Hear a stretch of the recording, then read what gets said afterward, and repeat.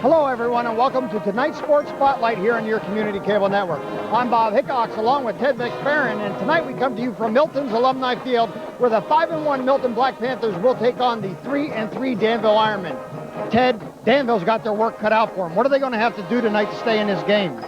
Well, they're definitely going to have to try to keep Milton's offensive running duo, or really three guys, and Jason Jarrett and Ty Mitchell and Jimmy Highstand, under wraps. You know, from what I understand from the Milton coaches last week, they were a little bit lethargic, but I think you consider that they just came off a big victory over Selinsgrove. They're playing Lewistown, the non-league game.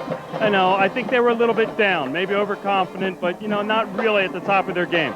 Tonight, they're back in the league with Danville, a league game. I think you're going to see a Milton team that is raring to go again.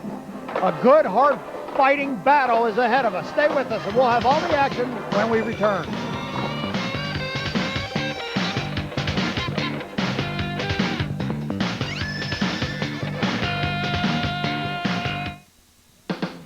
My family and I have bought the last 5 vehicles here at Hawkins. Being a comparison shopper, I always go where I get the best deal. For generations, people keep coming back to Hawkins Chevrolet Oldsmobile. You'll get the best prices and excellent service after the sale on new Chevrolet Malibus, Cavalier Z24s, and Trailblazers, or Oldsmobile Alero and Intrigue. We've also got an excellent selection of super clean, pre-owned cars and trucks. Start a tradition. Come to Hawkins Chevrolet Oldsmobile. You'll come back again and again.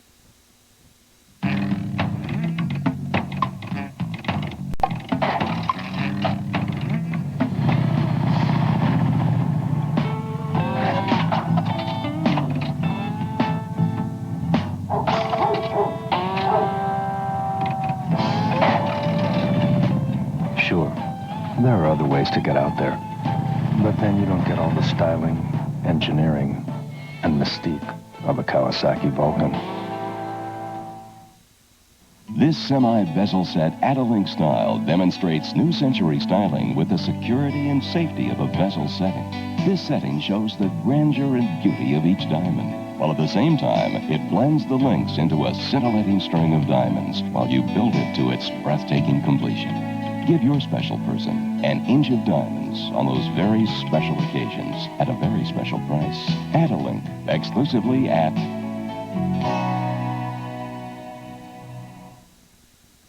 The law firm of Robert E. Benyon, located at 205 Broadway in Milton, handles the general practice of law, including divorce and domestic matters, wills and estates, real estate and mortgages, business formation and bankruptcy, and Social Security disability. For your consultation, call 742-9677. Welcome back to Alumni Field. Captain's out in the middle of the field for the coin toss. Game captain tonight for Danville, number 2, John Curry. Milton will receive, and Danville will kick off from the south end. Your captains, Stu Sumner, James Highstands, Jason Jarrett, Bob Benyon, and Marlon Smith for Milton. And Danville, John Curry, Lenny Gebhardt, and Kevin Mentrikoski.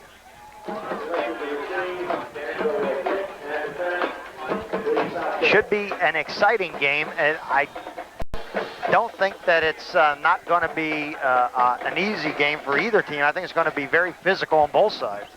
Well, I know that's what Coach Zielinski's hoping for. They're going to have to be physical with Milton and play a good, tough game. Milton's going to come at them. They got loads of weapons. If Danville can be physical, maybe they can eliminate some of those weapons. But I think one of the things that Danville has to take a look at is they have to play within themselves and keep the umpires and the referees' flags in their pockets. Yeah, I've witnessed both teams with one common opponent, Warrior Run. Milton didn't have any trouble with Warrior Run.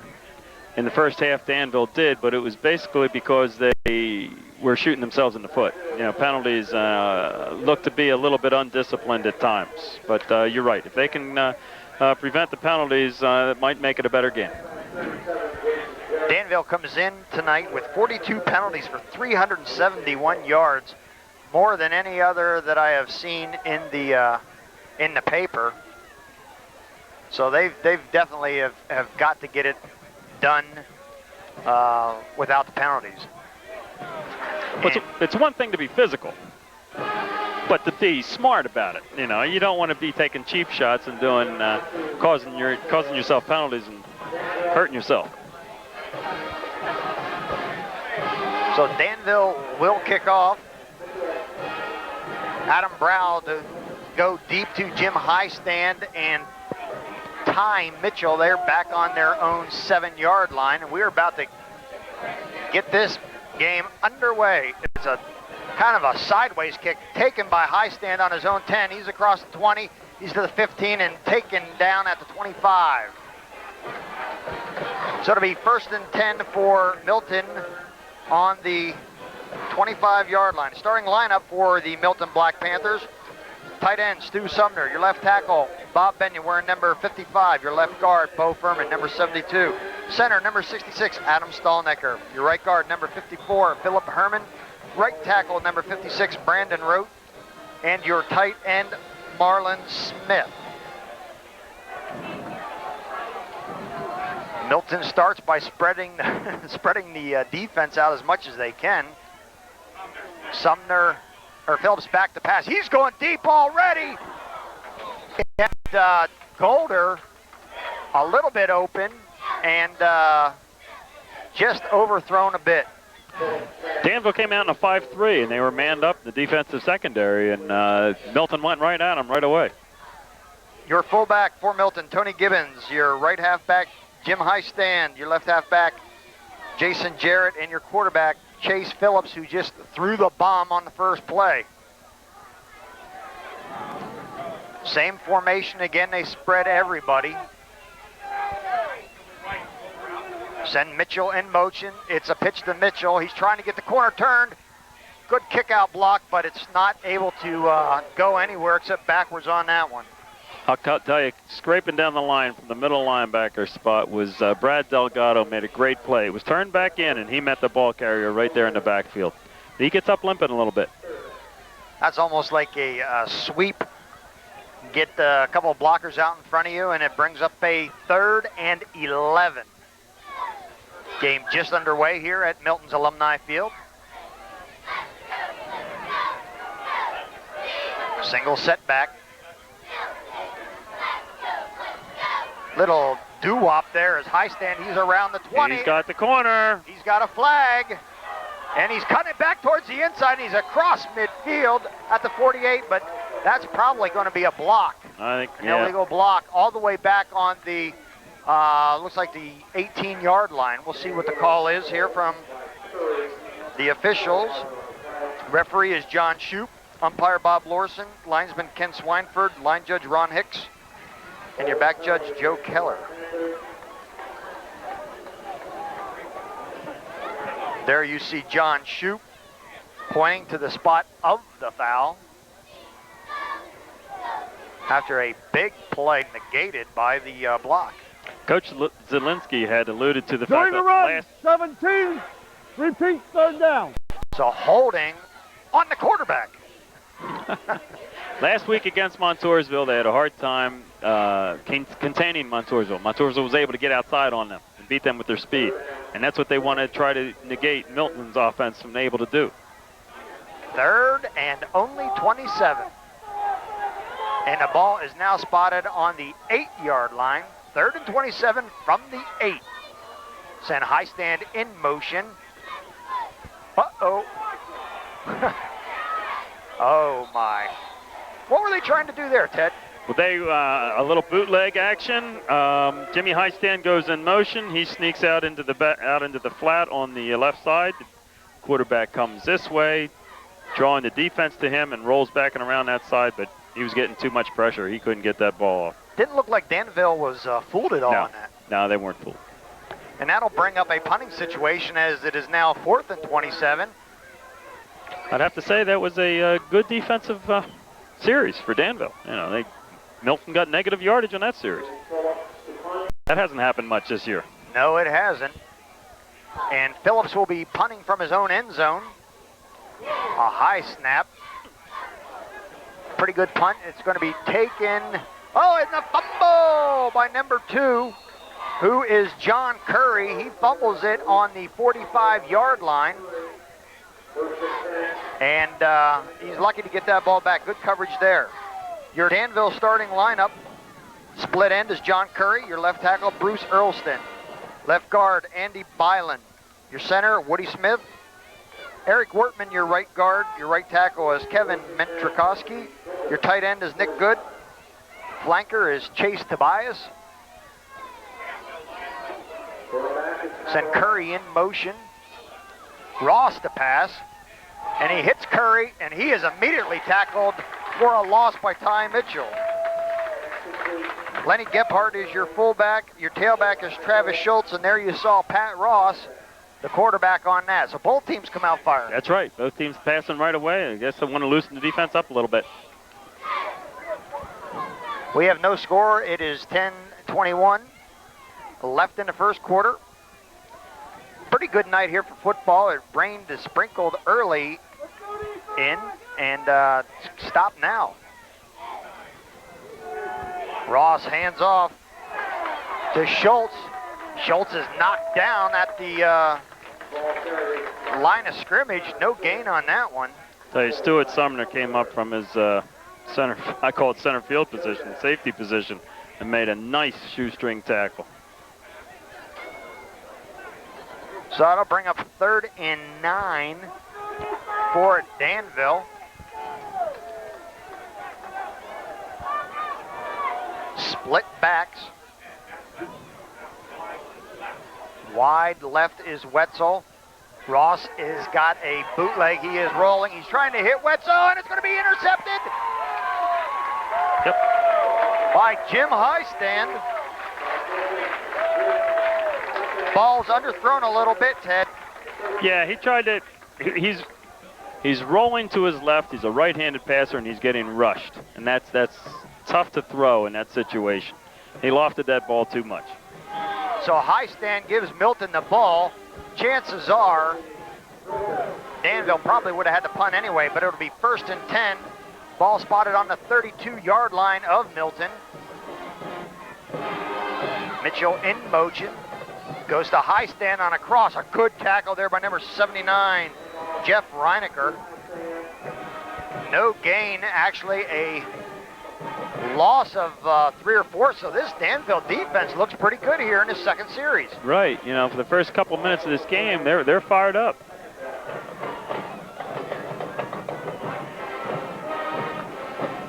Danville, as we said, has a record of 3-3. The 3 teams they beat have not had winning records, but most of the teams that Milton has beat haven't had winning records either.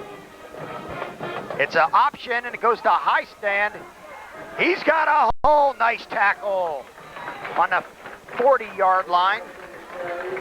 Try to see who that tackler was. 87, maybe? 87, yeah. Derek Jancy. Yes. I'll tell you, if he hadn't made that tackle, Jimmy Highstand was kicking it in gear.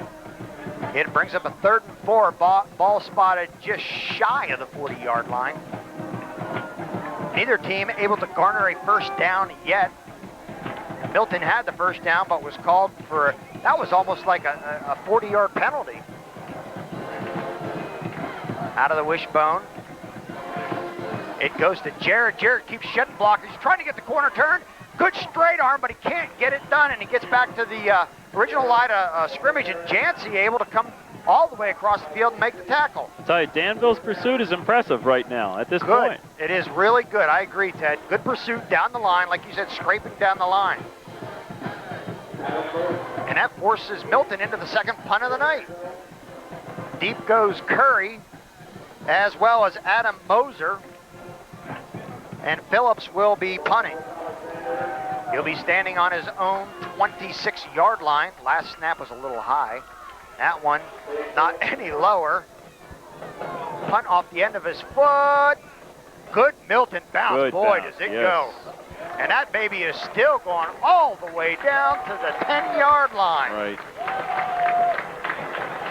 That's one of those field position punts, you know, where now they can hold Danville, they can get decent field position. You don't have to go the length of the field for a touchdown.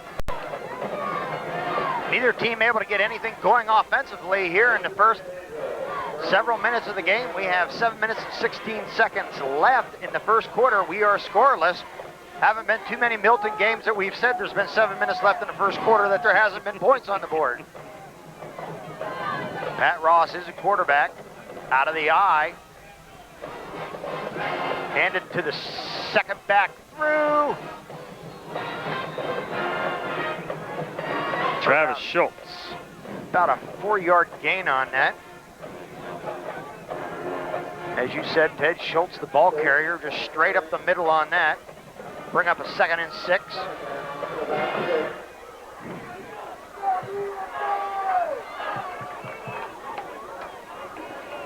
Definitely the first game that I saw Danville play against Selinsgrove in the first game of the season, Danville did a nice job against Selinsgrove. Ross hands off to Gephardt, number 40. They've got a nice crew of skill position and people here, but I'm really impressive with their 2 offensive guards. So I was impressed with them against Warrior Run. They're quick, they trap well, and we'll just see how, of course, they were able to do that against Warrior Run. We'll have to see what they can do against Milton. Milton's definitely a different ball team. 3rd and 5. Ross calls the signals and hands it right off up the middle. Not close to a first down yet. It should bring up a punting situation. Curry, the ball carrier, I believe. And that will bring up the punting team. And deep is Ty Mitchell. He is the single deep. And it looks like Milton's almost playing for the fake because it is 4th and 1. Daryl Alexander back to punt. Do you try the hard count here? You can, yeah. If that doesn't work, you definitely punt it. I mean, it's too early in the game to go for any trickery down in this end of the field. You get rid of it. Chase Tobias, the punt, and it goes off the side of his foot. There's not going to be, is there going to be a return? Nope. And Mitchell gets away from it. It'll be 1st and 10, ball spotted on the 39-yard line. It's really been a battle of field position. It has been. You know, I got to give Danville credit there too. You know, they punted away from Mitchell. I wouldn't punt to him. I've seen the young man run. Yeah, you really don't want to kick to Mitchell or High Stand because you know you can get smoked. That's right. Oh, no, there's a little bit different spot than it was when it was kicked. Now it's on the 40-yard line, so it'll be 1st and 10 on the 40. Mitchell. Oh, there's Jarrett. He right up the middle. He's across the 30, or he's across the 35, and he is going to be, they're going to spot the ball on the 35. Right up the middle goes Jason Jarrett. That's the first down that either team has had. It'll be 1st and 10 for Milton as now they get to play. And there is an official's timeout. No, there is a Danville timeout.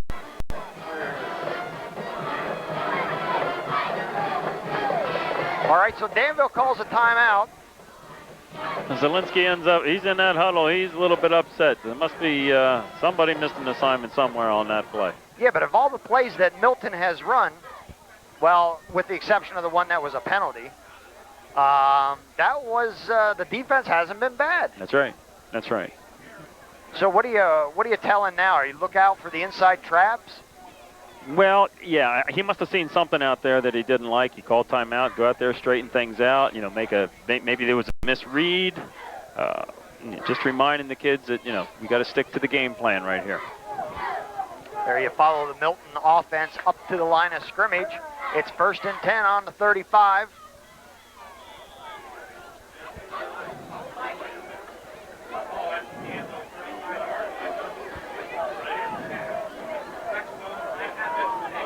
And Mitchell tries to get the corner done, and they're not able to get through the corners. Nope, they're preventing them from getting around the end. I think that's what one of their keys was probably working on this week. So what do? You come back and give it to Jarrett up the middle again. And well, it'll probably work. I think Milton has had more plays for negative yardage in this game, or no yardage, than we've seen all year. So it is now 2nd and 12. Ball on the 37-yard line. Mitchell in motion. It's the pitch to Jarrett. Jarrett tries to get away, and he is stopped at the original line of scrimmage. I'll tell you, Neil Baylor read that option very well. He came up and took the pitch man there, and he really clogged that play up. So it doesn't look like Milton is able to get around the corner tonight, at least early on here with 4 minutes and 24 seconds. It's time to air it out. Are you thinking? I think.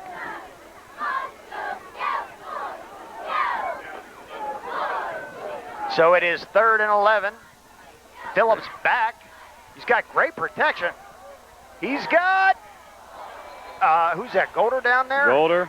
That ball was a bit underthrown. Good play there by Jason Alexander, and he's probably lucky that that one was not intercepted. Yeah, he underthrew that. Defensive back was in good position there.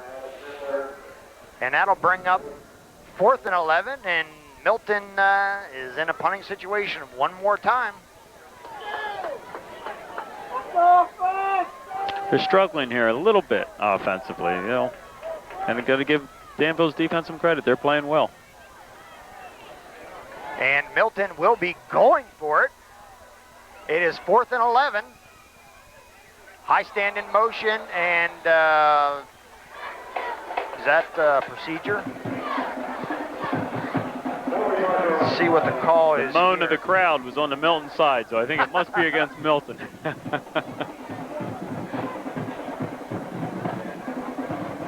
Good ball.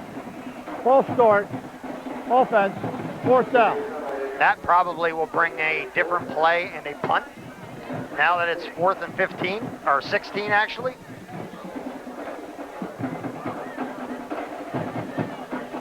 Golder comes out of the game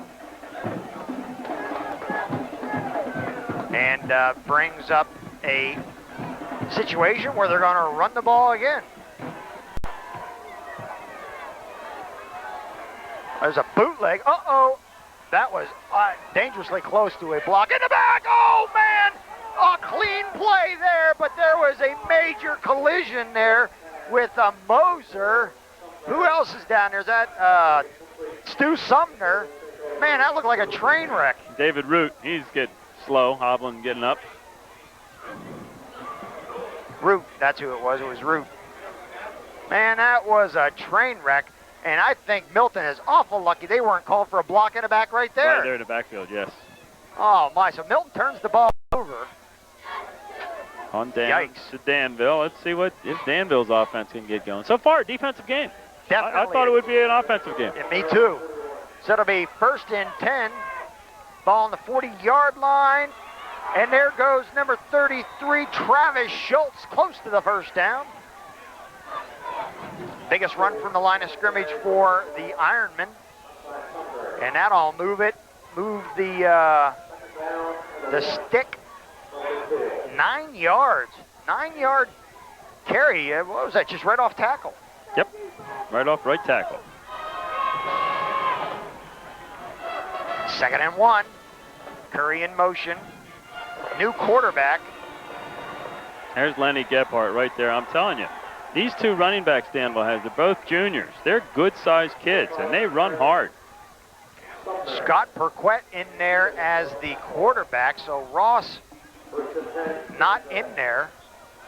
And that brings up the first down for the Ironmen. And the ball is now spotted on the 48-yard line. Oh, I'm sorry, the 43-yard line. Ball straight ahead to Gebhardt for a gain of about 3.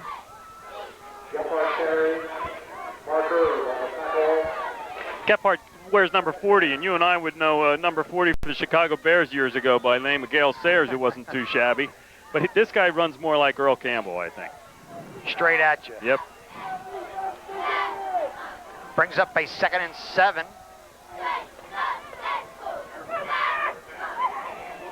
It goes to Schultz. He tries to get off tackle, gains a couple on that. This is a key for Danville right here. If they can continue to run the ball, they want to run the clock.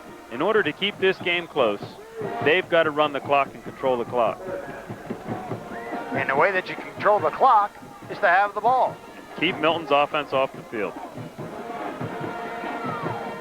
Milton's offense has had a couple of big plays, but not enough of them.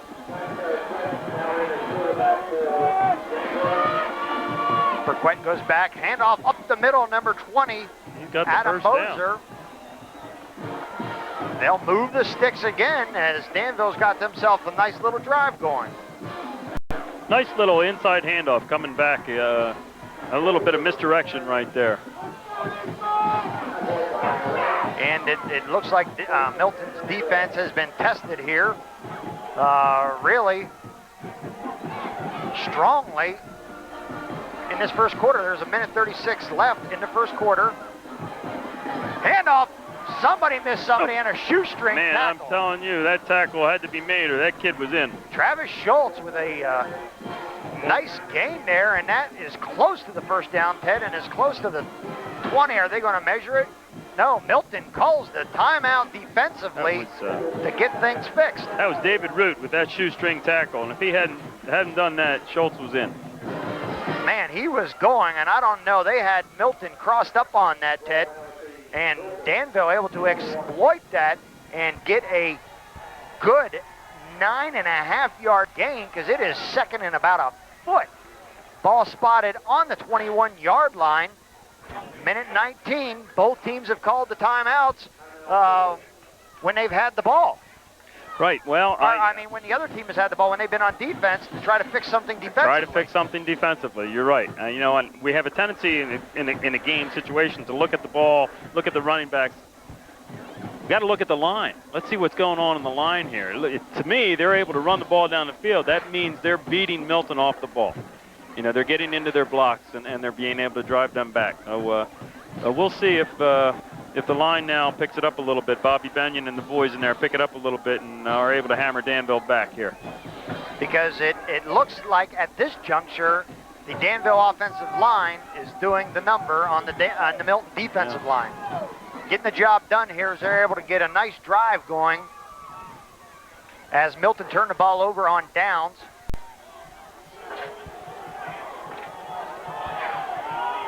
And it is second. Do you take a shot at the end zone here when it's second and a foot? Guess not. But they're I'll tell you, you give it to that way. You give it to that big 200-pound fullback right there, buddy. Gephardt. Nice run right up the gut. They'll move the sticks again here. And they stop the clock to move the chains as the defense of Milton is struggling. Out of the eye. Up the middle one more time. Schultz gets hit at the line that time as Milton tries to tighten it up. Ball spotted on the 14-yard line, less than a minute to go. So they make the quarterback change after the first series. Burquette comes in, gets the job done here on this drive. Milton's defense has been. But there's no points on the board yet. Sent Curry in motion. It goes up the middle to Gephardt. He's across the 15, maybe, depending on the spot, will be spotted across the 10. Looks like it'll be spotted just inside the 10, and that should be the last play of the quarter. So Gephardt, the workhorse here, and that will be the last play of this quarter. So when we come back, Danville will be at the other end of the field. So stay with us. We are scoreless after one quarter of play. Milton nothing, and Warrior Milton and Danville. Where are we at? Milton and Danville's tied. Sorry. 0 apiece. Sorry for screwing you up there, man. We'll be right back after this.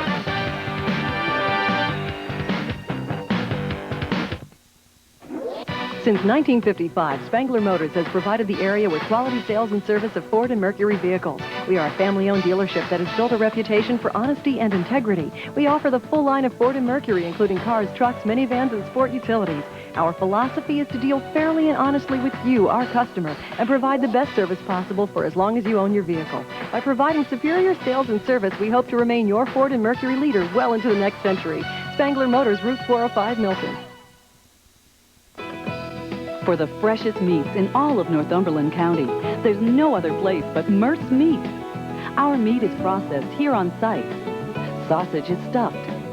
Pork chops are smoked in our own smokehouse. Beef is cut, wrapped, and frozen in quarters and halves. Delicious meats start here first. Mert's Meat, Route 147 in Northumberland. The freshest meat in all of Northumberland County. It's football season, and what better way to watch the game than in a new recliner from Hoover Furniture in Milton. Hoover Furniture features a huge selection of recliners by Lane. Hoover Furniture even has Lane Comfort King recliners built with large individuals in mind. The Lane Comfort King is the biggest, tallest, most comfortable recliner ever built. Plus, Hoover Furniture is an authorized Lane gallery with a great selection of sofas, love seats, and more. So when it's time to watch the game, get comfortable with a Lane recliner from Hoover Furniture in Milton.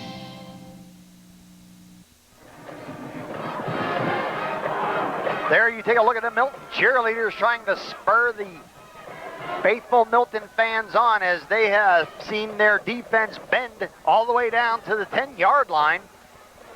It is third and 6 at the 10 for the Ironmen as they are looking to put some points on the board here on this drive. Handoff up the middle to Gephardt. And he's not going anywhere. Nope, they tightened up. They definitely tightened up when they had to. Well, is that why you have coaches upstairs to see what's going on? See what's going on. They relay something down to the sideline. You call timeout. You go get things straightened out. And that brings up a 4th and 6. And there's going to be a field goal attempt by Adam Brow. The ball is going to be spotted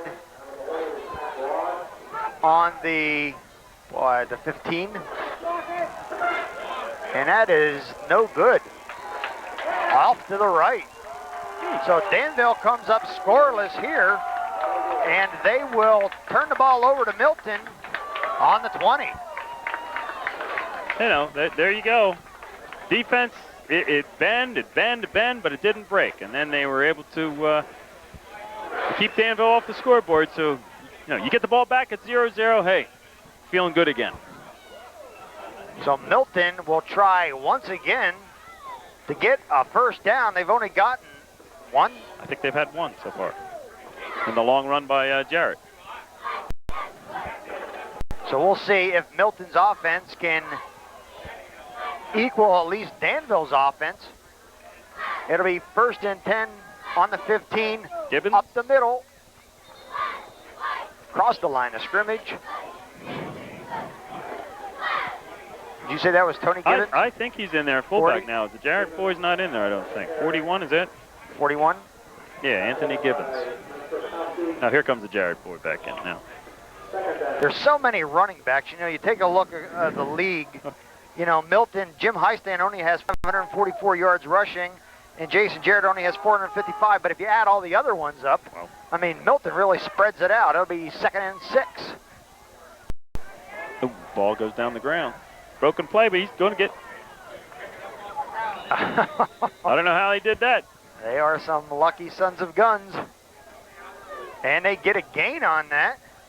They'll gain about 3 yards on that one, Ted. Yep. No, I think they... Chase dropped the ball, but is able to pick it up and get it to Highstand. And, of course, with Jimmy's speed, he was able to get something out of it. Big play here for Danville. They want to force Milton to punt again. Don't give up any field position here. This is a big play. 3rd and 2. Phillips back. He hands it up the middle to Mitchell. Depending on the spot, Ted. I think he got it. I think he leaned over and got it. Second effort. And they will move the sticks once again. So ball spotted on the 30-yard line, and it is 1st and 10 for the Black Panthers as they are able to sustain this on a little run by Ty Mitchell.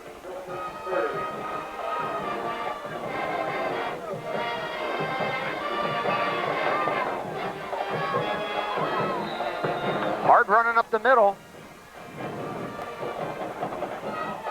Yeah, now it's the ball's in the other hand here. It's just the same thing, you know, where Gephardt and Schultz were going up the middle, getting hard yardage. Now Jarrett and Mitchell are going up the middle, getting hard yardage. Well, maybe since they were stymied a couple of times, a couple of series around the corner, now they think that they can go up the middle to bring up a 2nd and 5. Reminds me of Woody Hayes football. And inside handoff up the middle. Who is that, Jarrett? That's Jarrett. Man, gets the first down there and almost broke it. Yep, once again, you know, one saving tackle. So Jarrett moves his sticks. It'll be 1st and 10 on Milton's 42-yard line. We are at 9 minutes and 8 seconds to go in the second quarter. We are scoreless here at Milton's Alumni Field. Out of the wishbone. It's the option. Phillips keeps it. He's got a hole. He's cutting it to the side. He's going to go all the way to the 30, the 20, the 15, 10, 5, touchdown. Chase Phillips on the option. He saw a crack, and he just exploited that. Cut it back towards the middle. Ted goes all the way for the touchdown. Well, I'll tell you, everybody collapsed on Jason Jarrett. The good fake by Phillips, and he was wide open. Nobody was there. Big play. Milton gets on the board here at 8 minutes and 47 seconds to go with a touchdown. Now on the option, it didn't even look like Phillips wanted to take a look at the pitch man. I think he saw a crack right there, and he turned it up and then cut back across the grain. Austin Kerstetter to kick the extra point. Kick is down, it's up, and off the school building for a good extra point. Milton leads Danville by a score of 7-0. We'll be back with more second quarter action after this.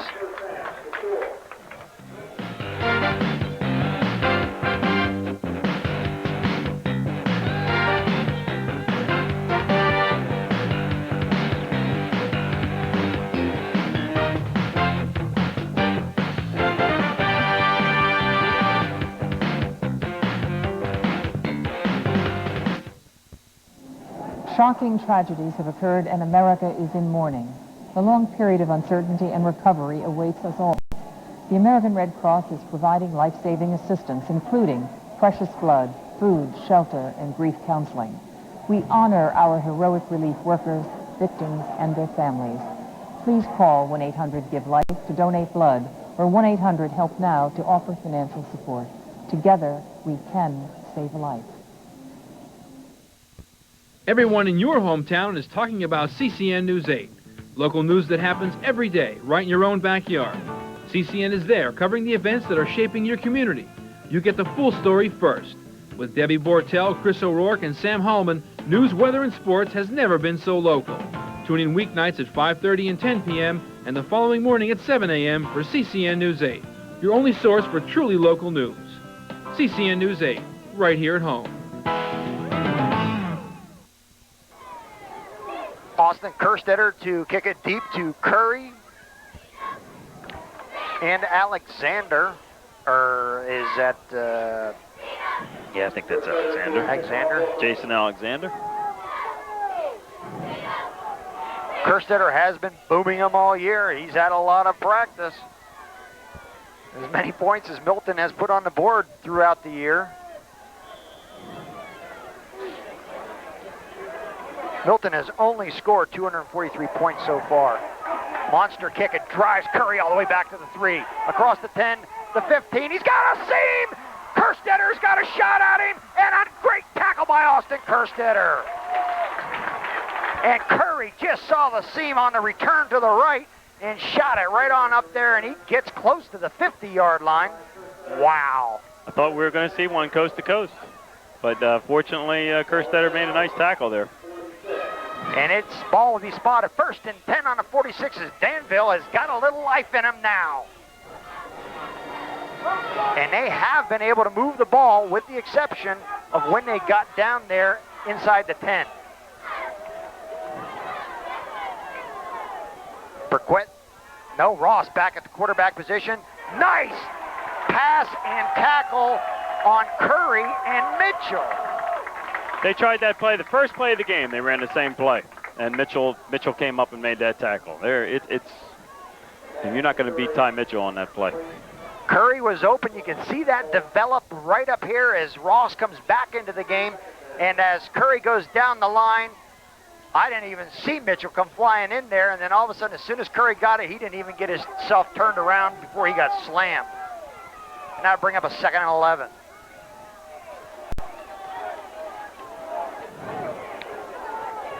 Sends Curry in motion. Ross hands off right up to the middle. Is that Gibbons? I think that's a down man. No, that's Bobby Benyon. Bobby, I saw their guard, I think it was their guard pulled, and Bobby followed the hip of the guard, which he's supposed to do, right down the line of scrimmage and came right to the ball.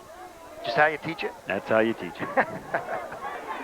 Run there by Gephardt. And tough sledding now here in this series. Milton would really like to hold on.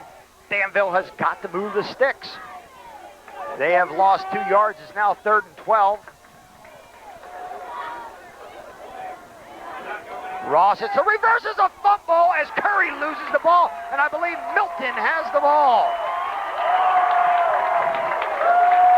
And that is number 60, Peterman. Nathan Peterman? Peterman with the recovery as they try a little razzle-dazzle there, and the handoff never got to Curry. Now this could be a bone breaker or a back breaker right here. And you give the ball up deep in their territory to a team like Milton. A couple of different running backs in there. There we go. Nice call. Right there. Oh, what a catch! Sumner makes a great catch. Sumner with a catch over the shoulder all the way on the 14-yard line. I think the thing that set that up, great play action, great fake, and the hiding the ball, the bootleg kind of by Phillips. It's a great call on 1st down. After you recover a fumble, you go to a play action pass. And Stuart Sumner, instead of waiting for the ball to come to him, went up for the ball. And that's what makes good receivers.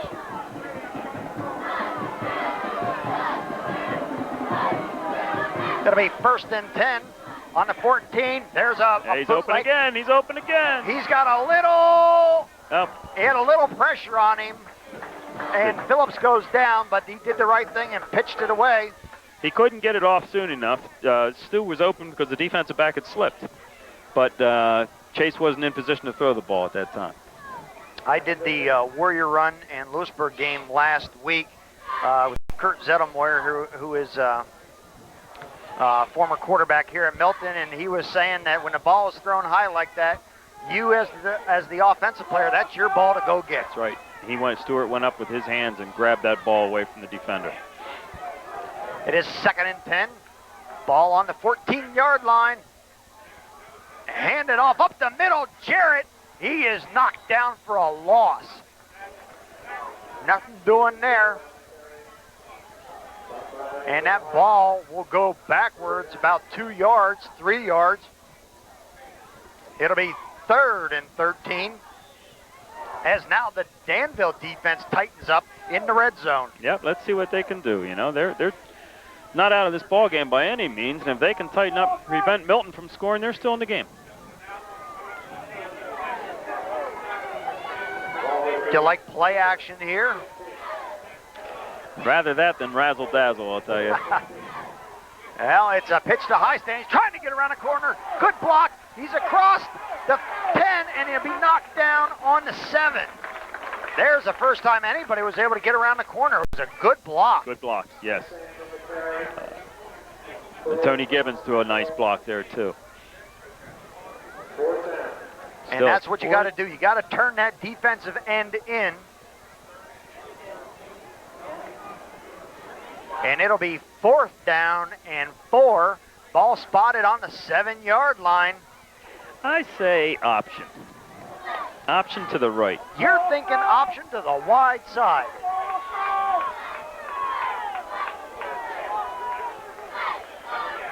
And I'm wrong. Hand it off to Heisen. Oh, he's got it. Oh, is he in? It is no. He gets the first down, but his ball is spotted almost on the goal line. Wait, do we have a penalty flag over there? The officials are conferring. We have a flag. Let's see what the call will be.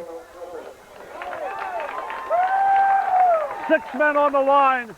Offense, repeat, 4th down. It is a procedure penalty as they have too many men, or not enough men on the line. Not enough men on the line of scrimmage. Yep. So one of the receivers was probably a step or so back. Oh, man, I'll tell you, Jimmy Highstand just kept chugging his legs. I thought he was in. Of course, the penalty negates it anyway, but what a tough run. A tough run. He would have had the first down. However, Danville needs to think about it now as they have a 4th and 7. Max Snyder goes out to talk to Chase Phillips. There you see Phillips. Good look at him, and Max going on out. Dave Zielinski out in the middle of the Danville pack. There you get a good look at Max Snyder.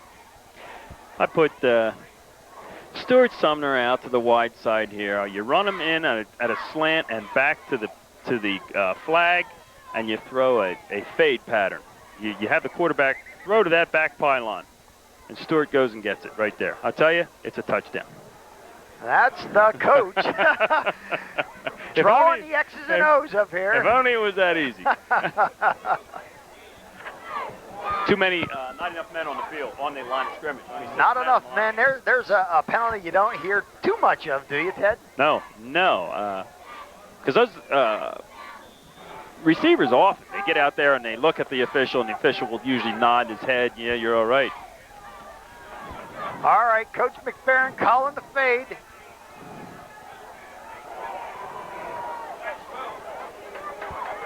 See what happens. A little razzle dazzle, and it's not going to go with. Oh no! Oh, and a great tackle there by number 99, Sam Hummer. But they go with the razzle dazzle, just what you didn't want to see. No, I don't care for that down the goal line down there. That's almost the same thing that Danville fumbled on. Almost the same play. A little handoff and a pitch. Yep. You go back to that fade pattern I was talking about. There's not too many high school defensive backs that can cover that play. If that quarterback puts it right on that pylon, your receiver's going to get there and catch it. So Milton unable to score. They turn the ball over for the second time on downs. It'll be 1st and 10 for Danville on the 12 as the Danville Ironmen defense, they bent, but they did not break, and now they get another shot. They got Perquent back in there at the quarterback position. Straight handoff up the middle, and that play never happened. It looked like it happened. Penalty beforehand. Whistle was blowing. Dead ball. False start. Offense. Repeat, 1st down.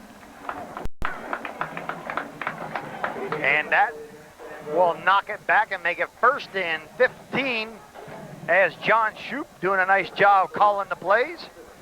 Certainly appreciate our officials that like to have the mics on and like to talk and make the call. It's just so much better for the fans at home and for us up here in the booth. Handoff up the middle to Schultz, and he fights his way up towards the original line of scrimmage. Yeah, he's a hard runner, but at the end there, he was holding that ball out in front of him a little bit. Boy, it's open and fumble right there. Nice job by the Milton defense as Gibbons seeing double duty there, playing a lot at the fullback position and on the defense. Are you looking at a pass here? It's 2nd and 10. We have 4 minutes and 27 seconds to go. It's a handoff up the middle to Schultz, and nice tackle there by Mark Erb. And they'll gain about a yard on that. and it'll be 4th down and 8. And it looks like Danville will be punting out of their own end zone. No, not yet. I think we got one more down. It's 3rd. Oh. 3rd and 8. Yeah, because of the penalty. Remember, we... You're right. I thought I saw the official hold the fist up.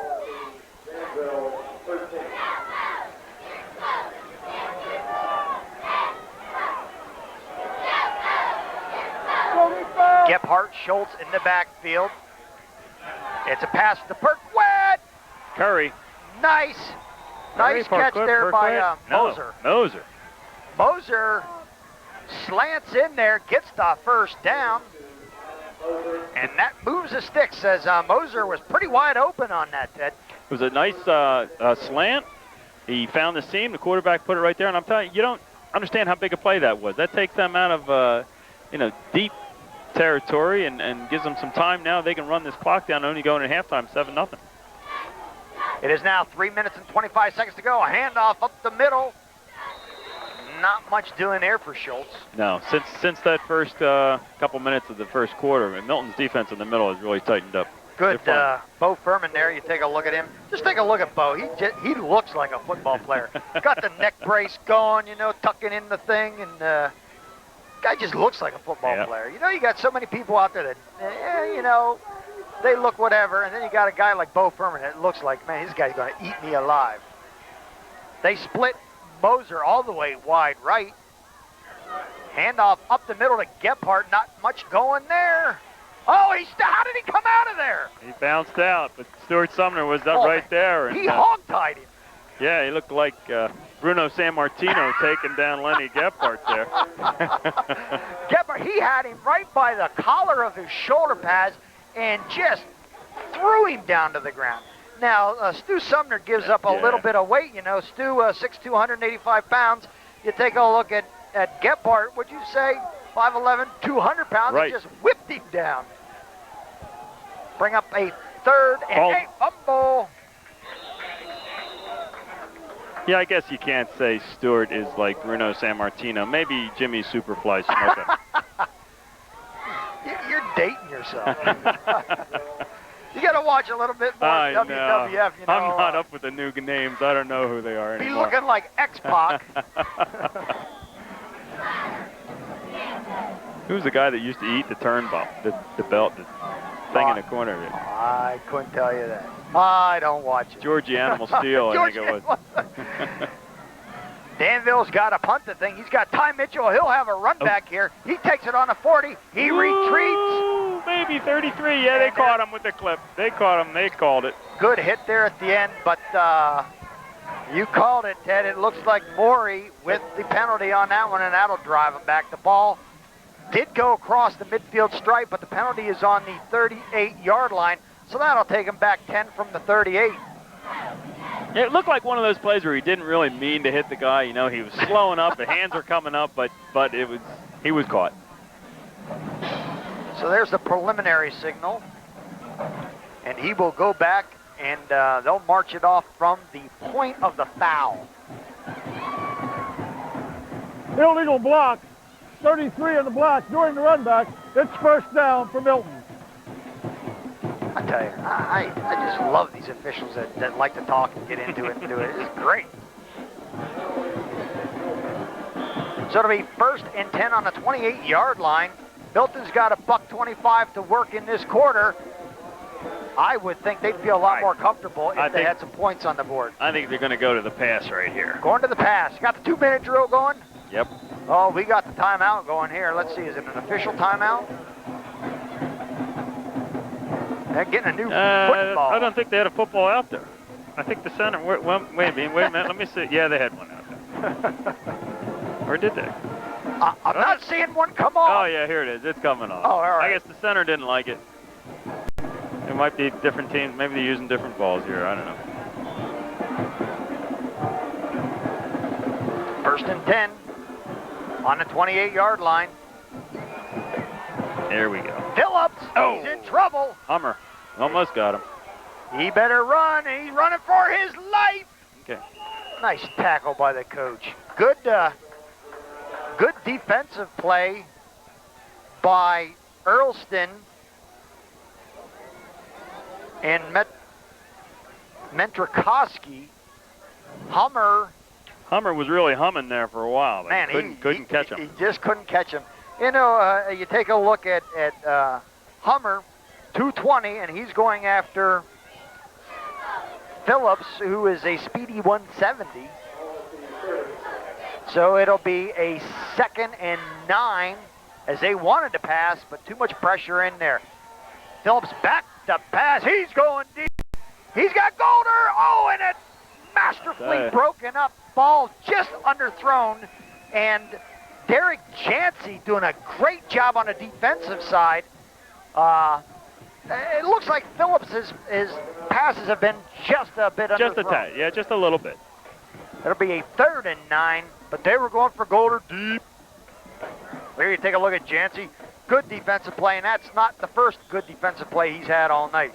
He's been making some good plays from his cornerback position.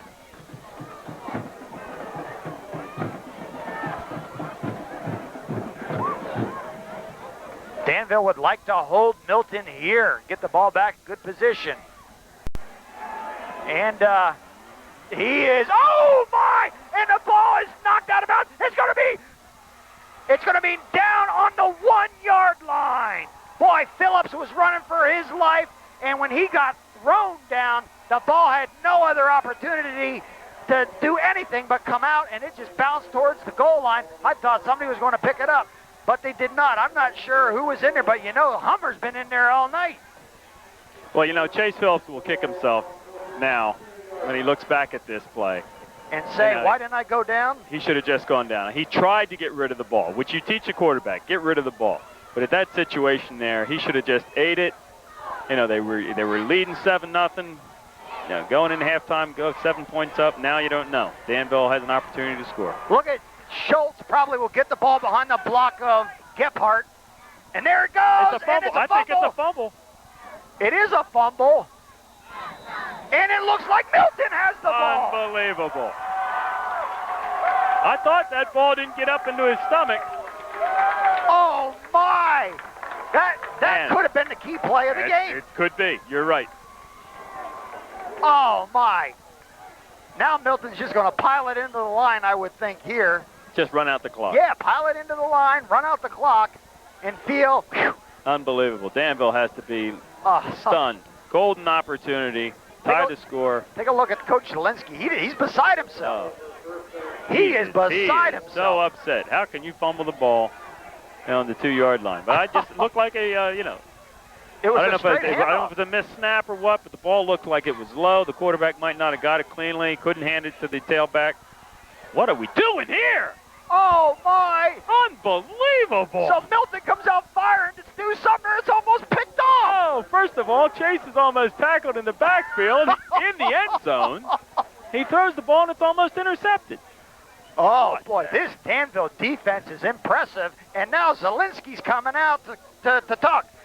There you get a good look at the coach as Ted McFerrin is beside himself. I can't believe it. You know, I don't know. Maybe I don't know. Maybe we're looking for a little bit of, you know, surprise here. But geez. Oh, it was a surprise, believe me. Oh, well, maybe if you're Danville, you're thinking, all right, they're just going to run the clock out. That's true. That's true. Maybe you know, you can catch him on a little bit of surprise, but it wasn't a long pass. It was a short pass. If you're going to catch him sleeping, going deep and throw it deep. Man, I tell you what, that kid one step closer and he catches that ball and he's in the end zone. Holy smokes! What a interesting series here. Whoa. Chase Phillips gets sacked. The ball comes out. Danville recovers on the 1 or 2 yard line. They've got out of the eye. Gephardt with the lead block. Handoff to Schultz. He fumbles it, gives it right back to Milton. Milton takes over, has a pass, and it's almost intercepted. What are they doing here now? You're not even going to speculate. Quarterback sneaking, man. Nope, they're going to hand it off. Okay, they give it to Mitchell. You know, they got the backs that they can get a couple of yards, and you never know. You know, you break one tackle, and they got the speed to go the distance here, but Well, Coach Zielinski calls another timeout, and that is their third timeout. That's right. You get third down here. Although if they hold them, Milton would run out the clock. They got 25 seconds to get to the play. Well, yeah, they would have to punt. They would have to at least punt. So Coach Zaleski calls the timeout to force Milton to move the sticks or punt, and anything can happen. We saw 2 high snaps on punts for the Black Panthers. You definitely rush the punt. Yeah, right. You don't even put anybody back. Well, you probably put one guy back, but you're rushing everybody else. You're going after the ball. Wow. And it will now be 3rd and 8. Ball spotted on about the 4-yard line. Max Snyder jogs off. 44 seconds left. Milton would like to move the sticks. And it is a pitch. Oh, they got blockers too, man. I'm telling you, nice this could block go. There. This could. And Highstand is knocked out of bounds, but he gets the first down. That's what I'm saying. With these running backs, you're always got the possibility of going coast to coast. Good tackle there by Delgado to knock him out of bounds. Good pursuit there also by Metrikowski. Also in on that tackle, Moser. But was that a surprising call? Yeah, because you're optioning the ball. You know, you're flipping it back there. But this is something they practice over and over and over and over again, so they're used to it. So it's 1st and 10, 18 seconds Now to go. Phillips is going deep. And the only person close to that one was Moser. Now that was the first pass he's had overthrown, but it stops the clock. It'll bring up 2nd and 10, 14 seconds left in the quarter. Well, now they're in a less dangerous position there. As you see Moser coming back. They can heave the thing, but the thing is, you got to have the protection. As Phillips has been spanked more tonight than he has all season, and he's had heat on him big time tonight by this big Danville defense. Yeah, Danville's coming after him. They match up, you know, they're size-wise with Milton. They might be even a little bit bigger than Milton. Single setback, send Mitchell in motion. Phillips wants to throw, but he's going to haul it down, and he's going to get out of bounds. Delgado with the tackle again. Clock still moving. Clock is still running. I guess he must have gone down before getting out. And that's end of the half. That would be the end of the half. So Milton leads Danville by a score of 7-0. We'll be back with halftime stats and more second half action in this good, tight ball game. Stay with us, folks.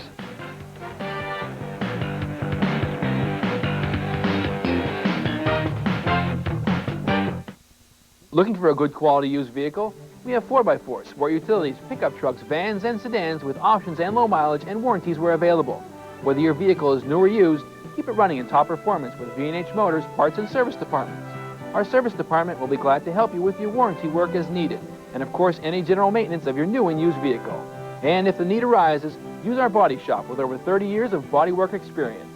V&H Motors, family owned and operated since 1936, Route 45, west of Lewisburg. Turbottville National Bank, your full-featured source for financial services. We provide complete loan services when you need additional finances. A wide variety of savings plans to meet all your financial goals. The benefits of the Winter 50 checking account. The power of PC and telebanking. Now you can manage your money from home with your personal computer or telephone. Plus the convenience of a drive-up ATM and night deposit box. Visit our website at ttnb.com. Your hometown bank for over 88 years. Turbottville National Bank, member FDIC. Welcome back to Milton's Alumni Field, where Milton has a 7-point lead at 7-0 over the Danville Ironmen.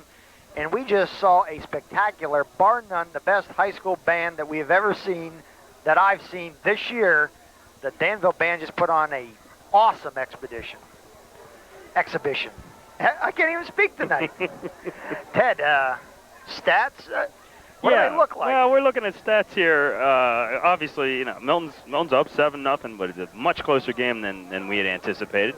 First downs, close. Milton has 5 and Danville 4. Rushing yards, Milton has had 20 attempts for 134 yards. Danville 22 attempts for 58 yards. In the passing department, Milton is 1 for 9 with 0 interceptions. Danville is 3 for 4 with 1 interception. In passing yards, Milton has 25 to Danville's 15. Total yards, Milton 159, Danville 73. In the penalty department, Milton has had 3 penalties for 25 yards, Danville 1 for 3 yards. The turnovers, Milton has 1 turnover, Danville has 3 turnovers. And in fumbles and fumbles lost, Milton fumbled the ball 1 time and they lost that ball. That was a big hit. Right.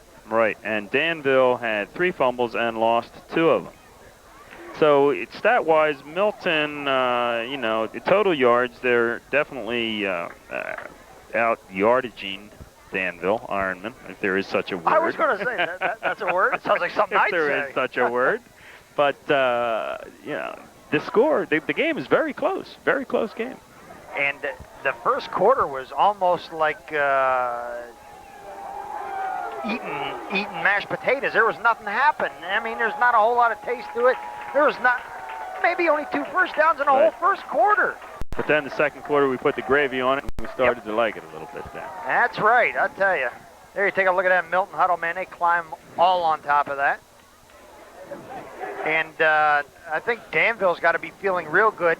You take a look at the Danville's record. They're 3-3, and the 3 teams that they have beaten have a combined record of like 3-15 or 2-15 or something like that.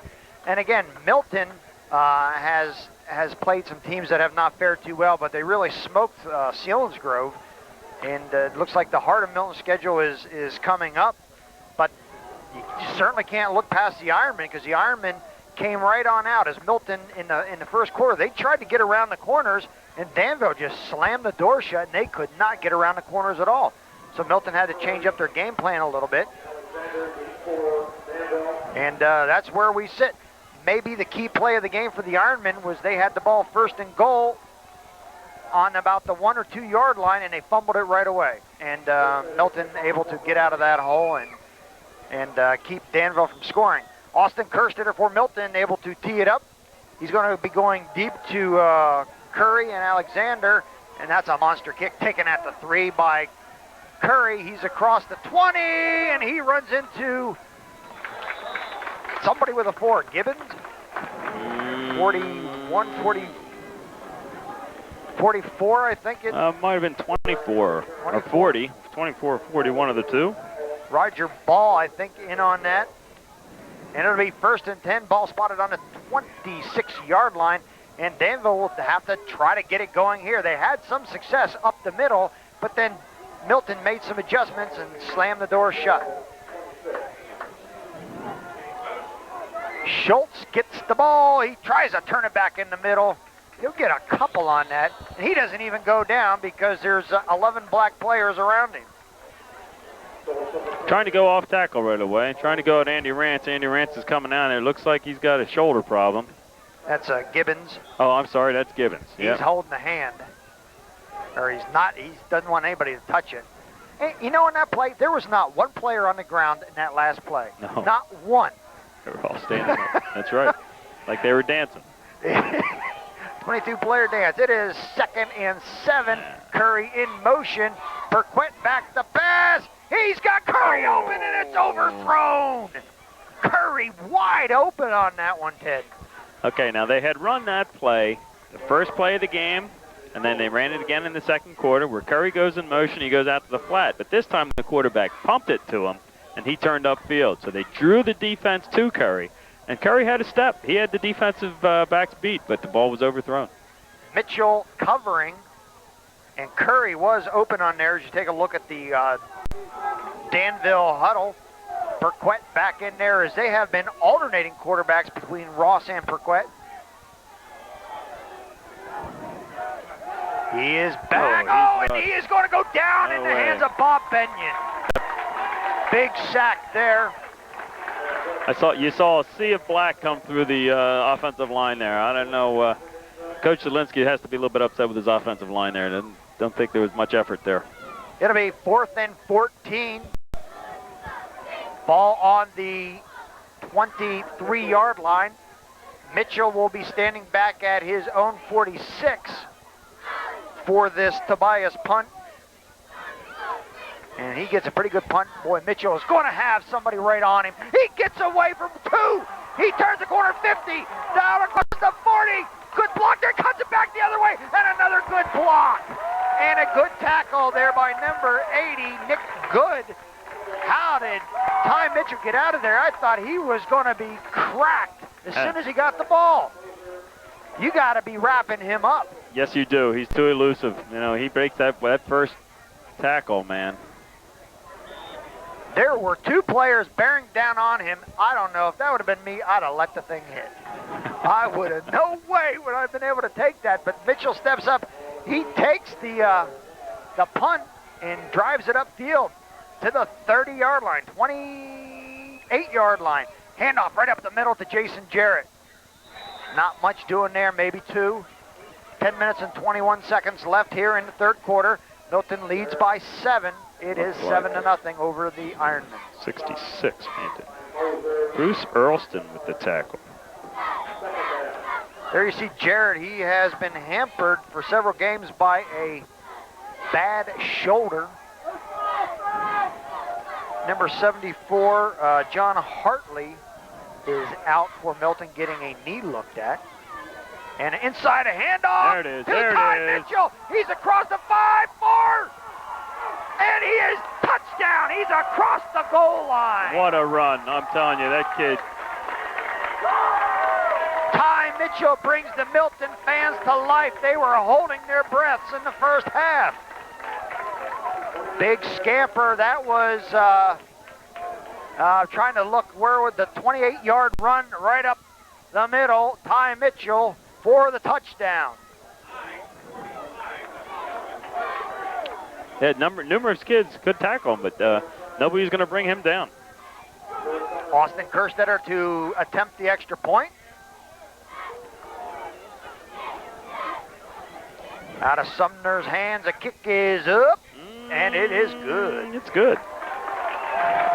Milton takes the lead by 14-0 with 9:45 to go here in the third quarter. We'll be back with more third quarter action after these messages.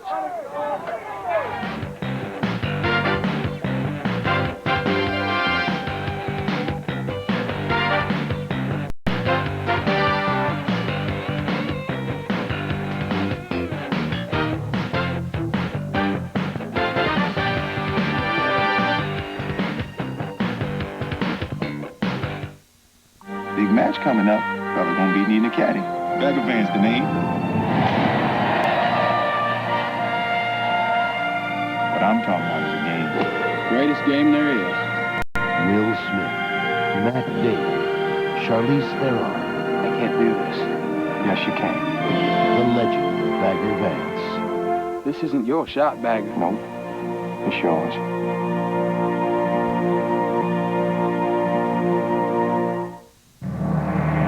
On October 21st, the Discovery Channel will prepare you to survive the most devastating storms on Earth. 2 major cities, 2 major storms. Find out what you can do to get ready for the unimaginable. Weather Extreme. Sunday, October 21st at 8 Eastern and Pacific on the Discovery Channel.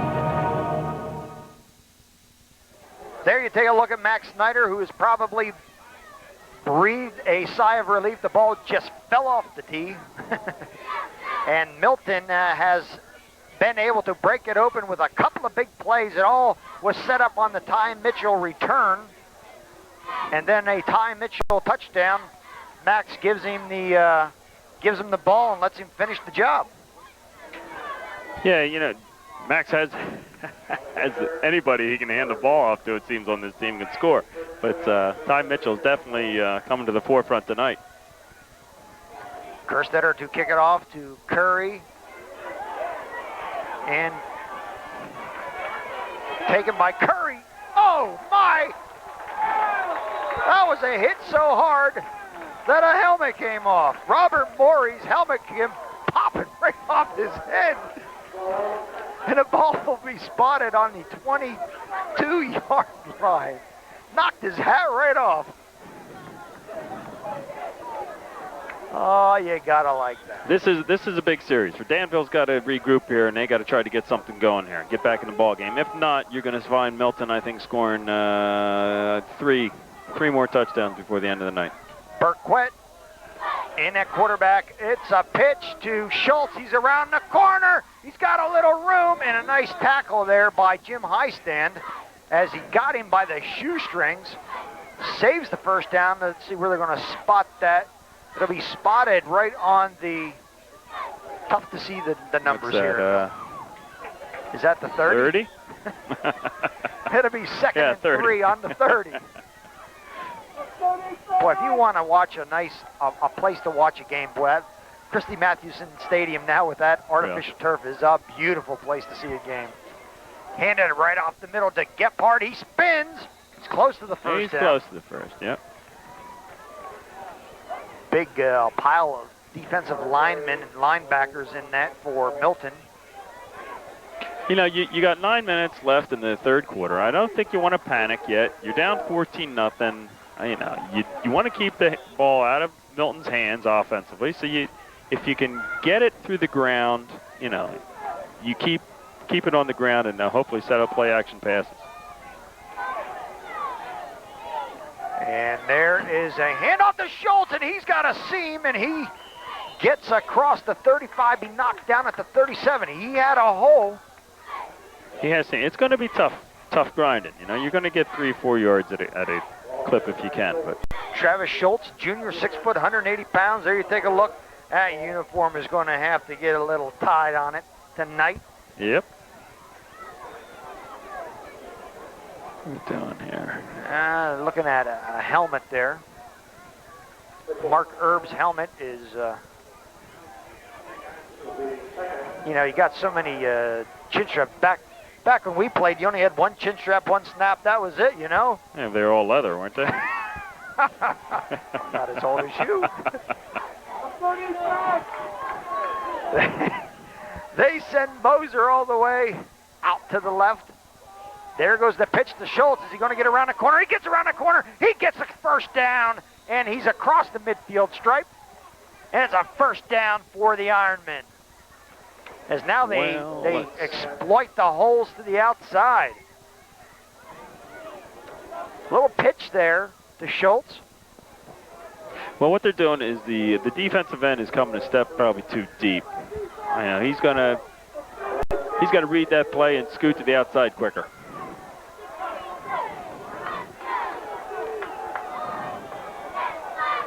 Burquette hands it right up the middle to Gephardt. Oh, boy. Nowhere. Gibbons in that, Rance in on that. Benyon in on it. You know, all three of them right there right away. Oh, that didn't have a chance. No, they pulled the guards. They're trying to bring a offside halfback back to their right side here, but there's nowhere to go. I need to get you a telestrator. It'd be nice if everybody could see your hands, you know? Yeah.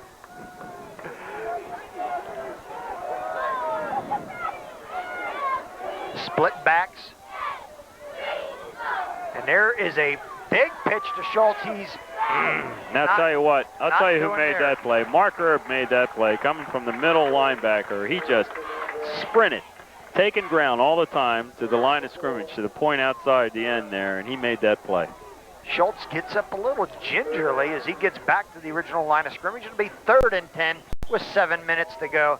Danville needs a first down here. Ball spotted on the 45-yard line. They put Schultz out wide. They put Moser out wide. They got Gephardt, single setback, Curry in motion. Trips. Oh, there's a pump fake, and he's going deep, deep. Nope. It's over everybody's head. This guy number 20 was open in the middle of the field. Of course, it's easy for us to see it. The quarterback's rolling one to his left, looking the receiver downfield. He didn't see him coming clear in the middle. That pump really works, man. Oh, yeah. The pump works. He had somebody off their feet and just hauls it back in. And like you said, he was going for Curry deep down the left sideline, and that'll make a punting situation for the Ironmen. Deep is Mitchell. He's standing on his own 20. Low snap, Tobias, a left-footed kicker, and he kicks away from Mitchell. Should be, oh, no return. He thought about it. And it'll bring up a first down for the Milton Black Panthers as they enjoy a 14-point lead with 6:31 to go here. Try to see where that ball is spotted on the 23-yard line. So they've got a ways to go. And now it's very important for the Ironmen defense to stop Milton here. Yeah, we'll see how they can stand up to this ground game here. I would think Milton will come back with that option.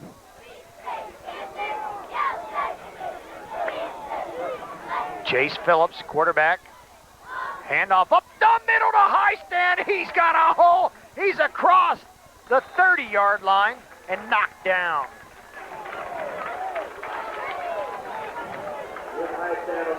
Right up the middle, and it'll move the sticks. Milton's offensive line is definitely taking control now. Bob Benyon comes out. He's come out on a couple of plays. Well, you know, Bobby goes both ways, and he gives it his all. He's going to get tired in there at times. He needs a break once in a while. He comes over and takes a seat in the pines.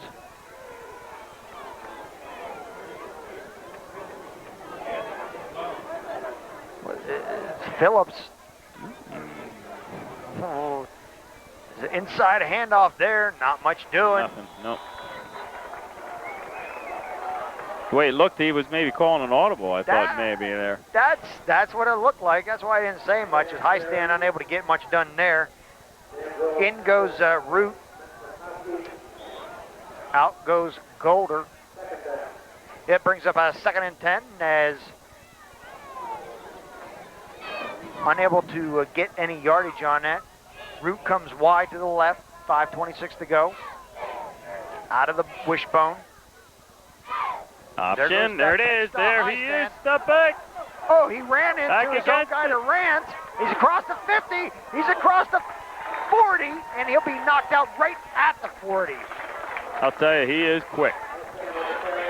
Man alive, there is a crack. You saw it up here, Ted, and he just shot right through there. Right up through it, and then cuts back across the grain. Now, I thought they would come back to that sooner or later, and I wouldn't be surprised to do it again, probably to Mitchell. No, Mitchell's not in there at this point. A spot is on the other side of the 40-yard line. It's on the 41-yard line. Out of the wishbone once again. Phillips hands to the second back through. Jarrett. And he almost broke it through. Number 84 on that tackle, Delgado. Delgado doing a good job. Senior, 6 foot, 215 pounds. We've called his name several times. Officials call timeout as they monkey with something. What is he? What is he doing? Want something here. They want a new ball. Towel. I wanted a towel. Time to wipe off the ball. It must be getting a little bit wet.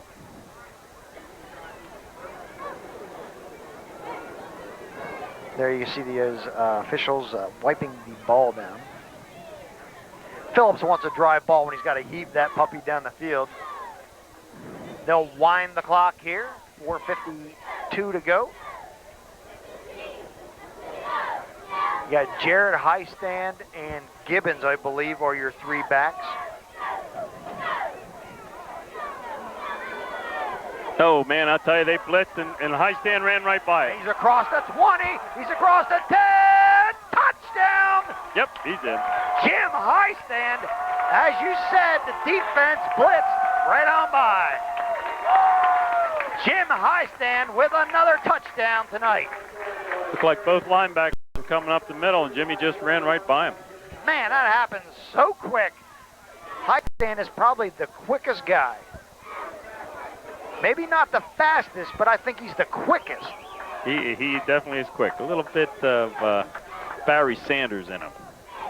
He just shoots through there.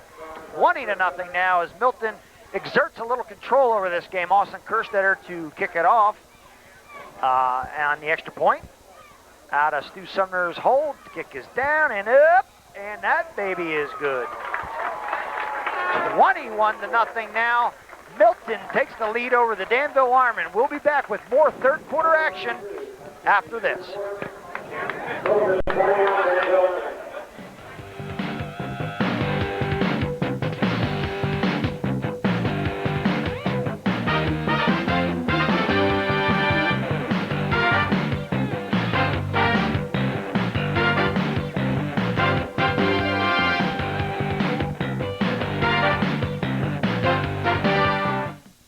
Mondays at 9, Animal Planet becomes a crime scene investigator. Each week, you'll uncover the most intriguing criminal cases involving animals. A gorilla helps the feds nail a smuggling ring. Insect analysis puts a killer behind bars.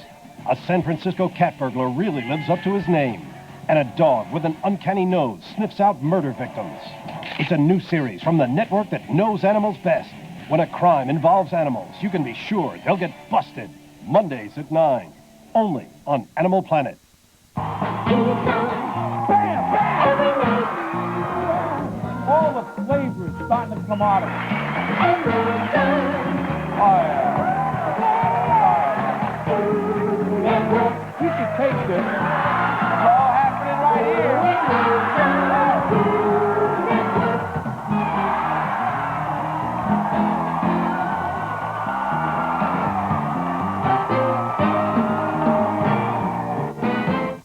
Every Wednesday, it's time for a road trip around the NFL, featuring interviews with players, coaches, and writers from other cities. And every Friday, Vegas Vic gives you the odds and picks of the week. Catch Daily News Live, presented by Verizon Wireless, every weeknight at 5, only on Comcast Sportsnet.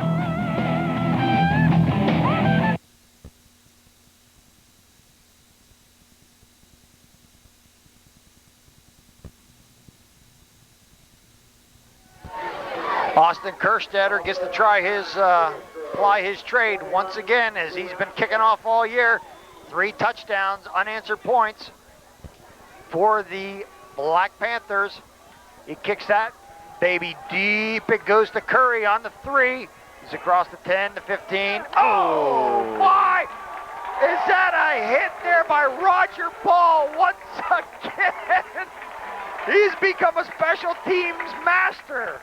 Man, one-on-one, hat-on-hat. That's a heck of a tackle. That was a good hit. That's what you want from your special teams people, boy. Yikes. I felt that one all the way up here. Yep. On the 20-yard line, Danville gets the start, and I keep going back to that 1st and goal to go on the 1. Fumbled it away, could not put points on the board. You're right. That was a big play. There goes Schultz. He breaks 1 tackle, and he gets about 5 yards on that. I'll tell you, Schultz has shown me some stuff, though, here tonight. He's a good hard runner. Schultz definitely the workhorse. He is getting the bulk of the carries.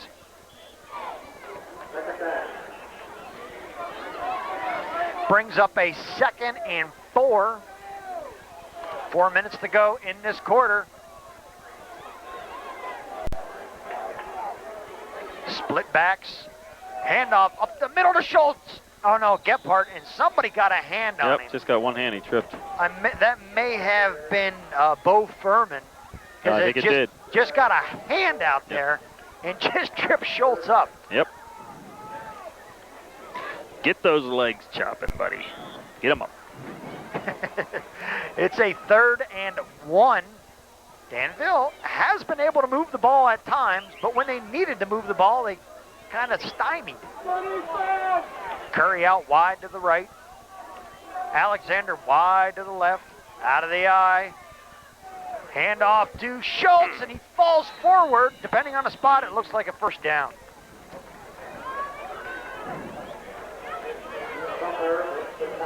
And first down. They won't even measure that one, and the pigskin is in the right spot, and it moves the sticks with 3:10 to go. I'm Bob Hickox, along with the coach, Ted McFerrin, Sam Holman, Colleen Ernst, and Larry Zapataki, our crew here at Milton's Alumni Field. Just a beautiful night. We were doing the introduction. It sprinkled a little bit, and it's been clear and warm ever since. This is about the warmest football season I can remember. I'm not complaining. Yeah, but don't talk too soon. We got a couple weeks yet.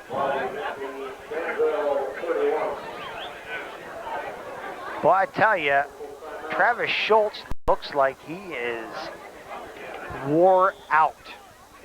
And he's taking beating. You know, he's getting hard yardage tonight. Milton kids have been putting licks on him. First down, ball on the 30-yard line. Back to Curry, inside. Inside to Curry. He spins. Oh, that was Stu Sumner, grabbed him by the shoulder pads and ripped him back. Somebody had him around the ankles, and Sumner just reached up there and grabbed him and pulled him back. But Curry able to get a couple of yards on that. It'll be 2nd and 7.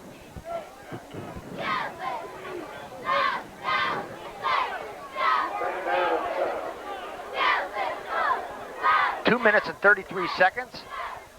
Burquette, the quarterback, he pitches to Alexander, or excuse me, to Moser. Moser bobbled it, hit him right in the shoulder pads. Hit him right there, and he bobbled it, and he's fortunate to get that ball in. 33 was chasing him. Robert Moore is in there at corner. As Milton has changed some players on the defensive side.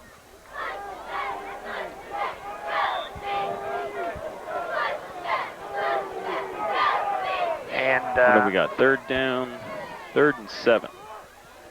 What are we doing here? Jimmy Highstand coming out. He's got a shoulder problem. Yep. Jimmy's got a shoestring broke.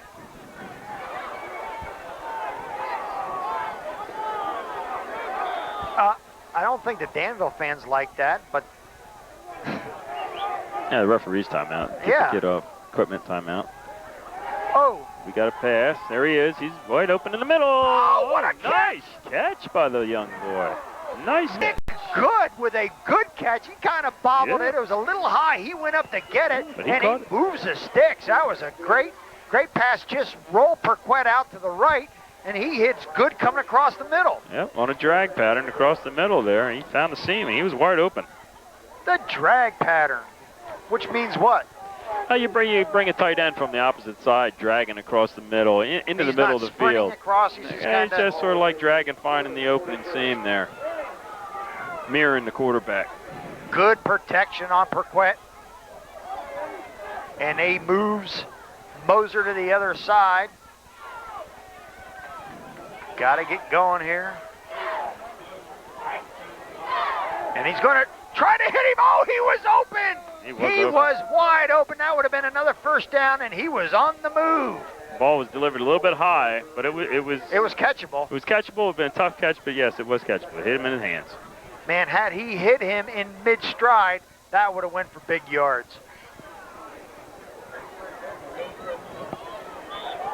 Burquette is only a sophomore, 6'1", 175 pounds, and he's played all of the second half so far with 1:43 to go, trying to get Danville back into it as Milton's defensive backfield has kind of let some openings. Burquette back here the comes pass. Bobby. It's a screen. Lenny. He got it. He's outside. He's got a hole, and he's across the 30-yard line. He's got across the close 40-yard to line. first down. Let's see where they marked that. It is close. It is close. And they say 1st down. Danville doing it by the Air Force right now. You look at this offensive team of Danville. Many juniors on this team. This team is going to be a team to be reckoned with in the future. Highstand comes back in after he gets his shoulder pads repaired. They run Curry wide to the left one more time. That is the short side of the field. Oh, we got a penalty. We got a penalty. Two guys moving it. Ugly. Illegal motion in the backfield. Backfield in motion. You know, this is not Canadian football. You can't have all kinds of guys getting a head start before the snap. Let's see what we got here. We have an illegal shift against the offense. We're going to repeat 1st down. You're going to walk 5. There you hear it. Good job. I'll tell you. It'll bring up a 1st and 15.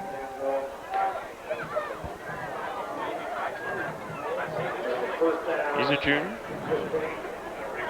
John Shoup out there wearing the white hat, the referee doing an outstanding job of making these calls. I'm really liking hearing him tonight. They send Schultz in motion. It's the handoff, another handoff, and it's Curry. He's got a seam. He's going to score. Touchdown, yes, John Curry. Little reverse. razzle-dazzle. Little reverse, inside reverse. Yes. John Curry goes about 35 yards for the touchdown. Now, Ted, how big is it for them not to score that? Because then it would only be a 7-point game. Right. So Danville gets on the board against the secondary of Milton that has really looked shaky here this last series. And that will bring Adam Brow to put on an extra point out of the hold of Pat Ross. It's down, it's up, and it is good. So Danville cuts the lead to 14 with a touchdown and an extra point. The Danville Ironmen 7, Milton Black Panthers 21. We'll be back. No, we won't. We'll stay right here since we only have 45 seconds to go. That was an impressive drive by That Danville. was. You know, and I'm looking at the roster here, and I'm looking at their offensive line. Like I said, many of these boys, I think, other than maybe one on that offensive line, are juniors. The running backs are juniors. The quarterback's a sophomore. You know, this team is going to be a nice team. You know, not only the remainder of this year, but next year. They could definitely be looking at championship caliber team next year. Well, Danville had that team under Carm DiFrancesco that went undefeated in the regular season, virtually all seniors. And then they graduated. You know, it takes a while to build back up, but you know, Ted, I just can't help it but go back to that 1st and goal. That's right. Yep, they're going to kick themselves for that play. Well, Brown will kick it off deep to Mitchell on one side. Let's see, and I believe that's Golder on the other side. Pucci. And they kick to Mitchell. Oh, baby. I don't know if you want to do that. Oh, he gets around. Got a hole. There he goes. There he goes. Nope. I'll tell you, you don't kick it to that young man. Chase Tobias was the first guy to get up there. 36 seconds to go. Why are you still kicking it to him? If you look for him, yeah, kick it to the other guy. Is that so hard? Against this team, I don't know if I kick it to anybody in the back row. I would pooch it over the second group of linemen head to about the 30-yard line and let it settle down there and have my guys run right to it. I mean, that obviously is the right thing to do. Yet you can't kick it to High Stand, and you can't kick it to Mitchell. You just can't. Nope. It's 1st and 10, ball spotted on the 42-yard line. Phillips gives to High Stand, and he is collared there. And Mitchell 66. Mitchell is coming up lame a little bit. Bruce Earlston. I'll tell you, Bruce Earlston has played a nice game tonight. Number 66. 19 seconds to go, 18. I don't know if Milton will get another playoff here in the 3rd quarter. Down to 10. Down to 6. No, he's going to. Oh, he's going to run it. And it's the option. What a pitch to Mitchell. He's across the line of scrimmage, across the 50. He's across the 40, cuts it back towards the middle. He's across the 35, and he'll be knocked down right at the 30-yard line on the last play of the quarter. We'll start off with an exciting 4th quarter after these messages. Milton 21, Danville 7.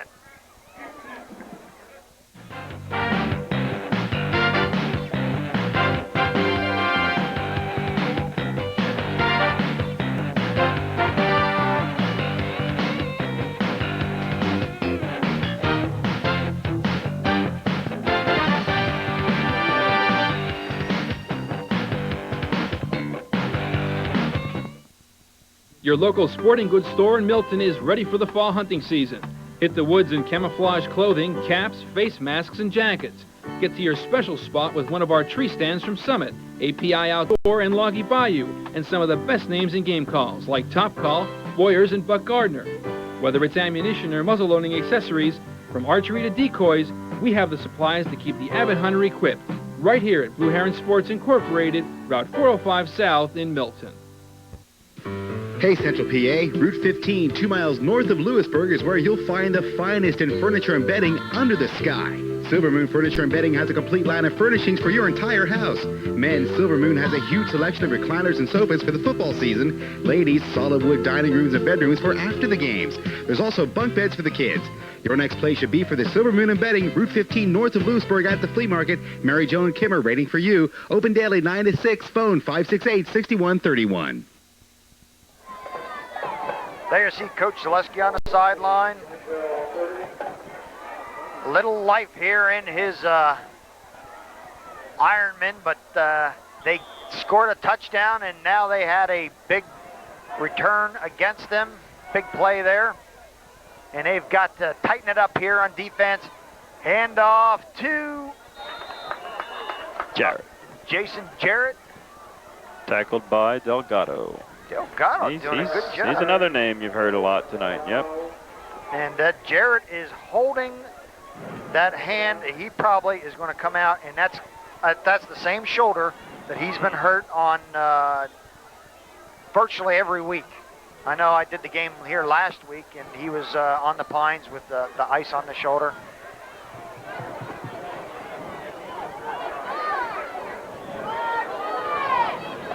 It brings up a 2nd and 6. Handoff up the middle, and Mitchell bounces off one. He springs out to the other side. Another Delgado tackle. Brad Delgado, the senior defensive lineman. I did the Danville Warrior Run game, and he had a great game there. And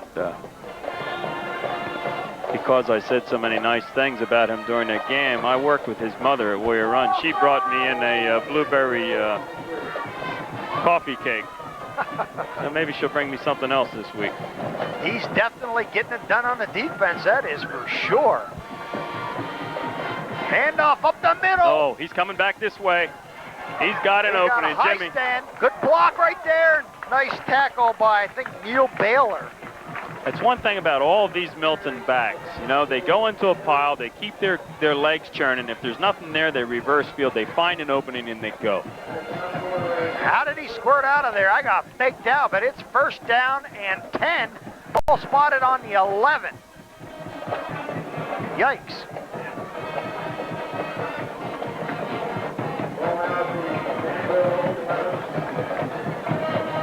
Out of the wishbone once again.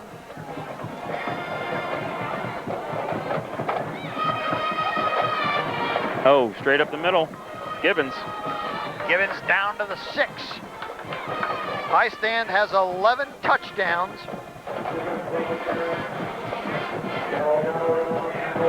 Osage on Sunday for Central Columbia. Uwe's brother. I think Uwe's playing up in Connecticut. Connecticut, yeah, Yep. Yukon. 13 touchdowns. Does he really? Yep. Osage on Sunday. Oh, his brother from Central. Yeah. He's probably got quite a few tonight. Lewisburg. Yeah, last we heard they had 47 points. Yeah, 47-0. And it is 2nd and 6. There we go. Gibbons up the middle again. Touchdown. Gibbons. Same play, opposite side. Anthony Gibbons up the middle for a touchdown. Now it is a 20-point lead, 27-7 for the Black Panthers with 9:49 to go.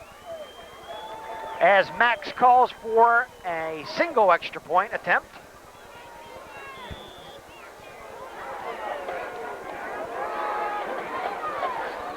What you saw there on that drive, the Milton has just a little bit too much speed.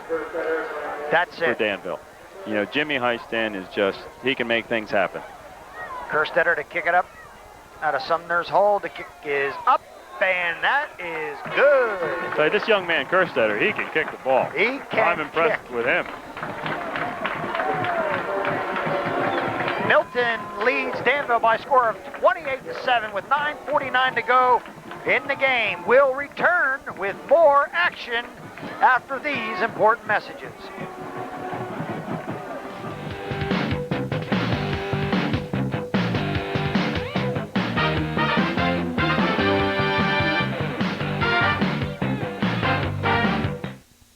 do what I do.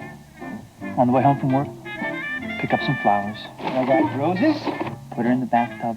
I'm gonna sprinkle a bunch of rose petals in the tub, and then rub her feet. I'm gonna give you a foot massage, and I'm gonna work every toe. That sounds awful.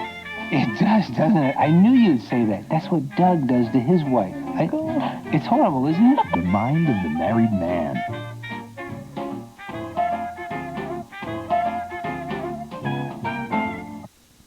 There's something I want to ask you, Dawn. Oh, Sean. Will you marry me? The Van Dellinger engagement ring. 3-carat emerald cut center stone, set in platinum with side baguettes of .25. Sophisticated but never ostentatious. A timeless classic. Love shopping? Now there's an entertaining new way to shop from home. Shop NBC. It's feet first on shoe style. New styles and different brands each week. The best from Easy Spirit, Franco Sardo, and more. Kerstetter to kick it. Deep once again to Curry and Alexander. Good distance on it. It's taken by Curry on the 6. Good tackle there. Let's see who comes up on the bottom of that pile. 44. Roger Ball. Roger Ball, yep. Milton has definitely had some good kickers over the last few years. It started with the Hawes boy, who was a soccer player, and then it just kept on going down to soccer player, and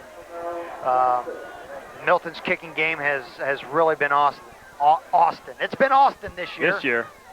Perquette with the ball. He's got he had a little hole up the middle. He looked like he was in slow motion as Mark Erb able to tag him.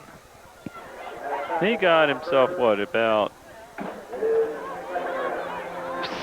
6 yards? Yeah, about 6 yards on that.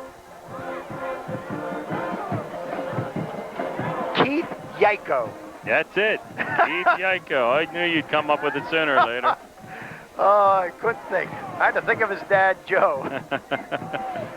Up the middle goes Gephardt. He's got a hole. He's on his feet across the 50, down to the 45, across the 40.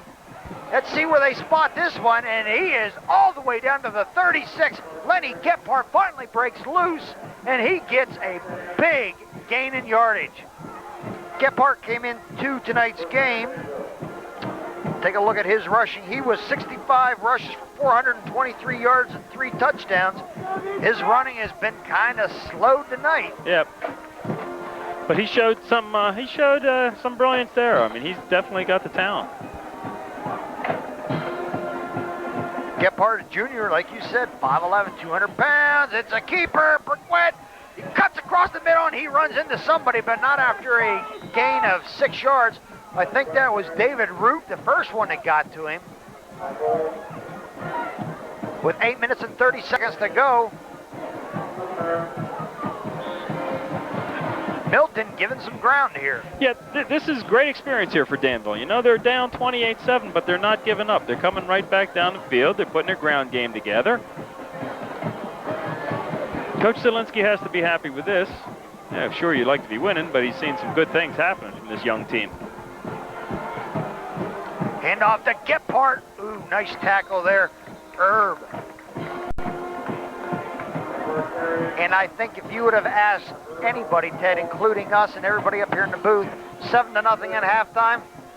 No, I would thought we might have been in the mercy rule by now, to tell you the truth. I mean, I saw both teams play Warrior Run, and Milton definitely had no trouble with Warrior Run. Danville had a little bit of trouble. Perquette still in there. He pitches to Schultz. Schultz puts the brakes on. Oh, what a block on Benyon. Oh, my word. He fumbled the ball, and 53 picked it up.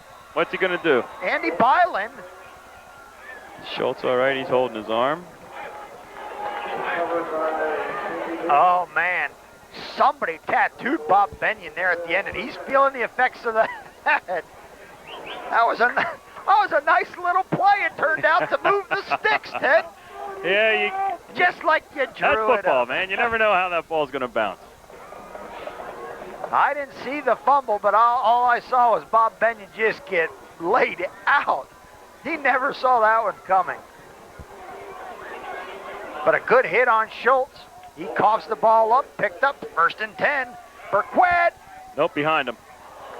Just as you said, Moser was going. Had that been in front, could have been an easy reception. He had the inside step.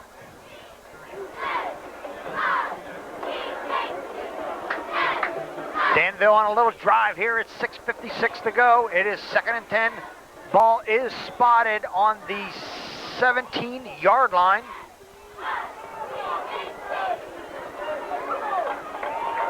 Schultz and Gephardt doing a lot of work for the Ironmen. Burquette back to pass. He's under trouble. Oh! Man, did he get racked. He did, and Curry still had his hands on the ball. Yeah, the ball still got out there. I didn't think it was going to get that far. That looked to me as like he's going to get hit, and that ball would have been up for grabs. But was that Urban on that 24? I didn't get the number. Somebody coming from the backside. And Burquette, he hung in there. And that pass was almost completed. 3rd and 10. And let's see, we have a helmet timeout. Official timeout, yep. Equipment. I know back when I played, they came out with these new Marietta concussion helmets. Right. That was the same helmet that Roger Staubach had his 7 concussions. Oh, the helmet just was so heavy. I always liked it, but you know, I know when I started playing football, they had the old suspension helmets. Man, you get your bell rung in those things all the time. Yep. Burquette backed up pass. He's got Curry. Oh! Nope. He threw it wrong. Curry zigged. Well, that's that fade pattern, but you got to throw it to a certain area, and the receiver's got to get to that area, and that they just weren't on the same page on that play. Danville's got one more shot at the end zone. I like this. Keep taking the shots at the end zone. Sure. They want to get it to that wide side of the field, it looks like.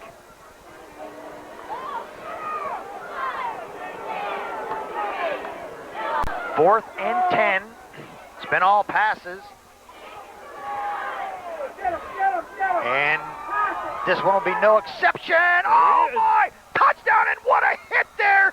Nick Good, the junior, with another touchdown. What, that was that drag. A play-action pass. Oh, my! Nick Good's 2nd touchdown, Ted. Yep, he just brought that tight end right across the middle again. 2nd time tonight. He's wide open there in the middle. Milton's secondary has been really riddled here on the last couple of drives of Danville. 13-28 now, 6:38 to go. Brow will attempt the extra point. The kick is a fake. Brow will run it, and he'll be knocked down at the 5. Yeah, he didn't get a clean catch from the snap. He had to do something with it.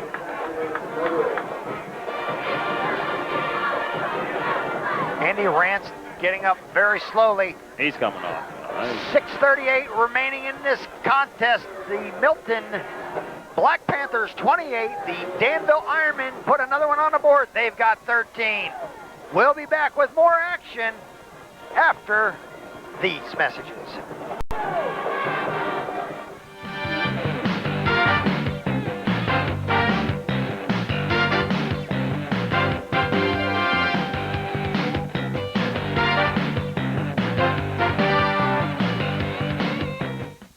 Every Tuesday at 7:30, it's HGTV's Curb Appeal.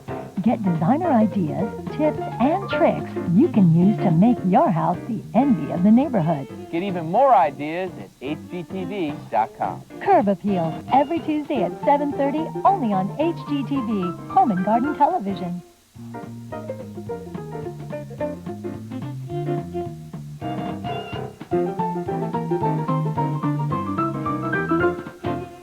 Has given us much to consider.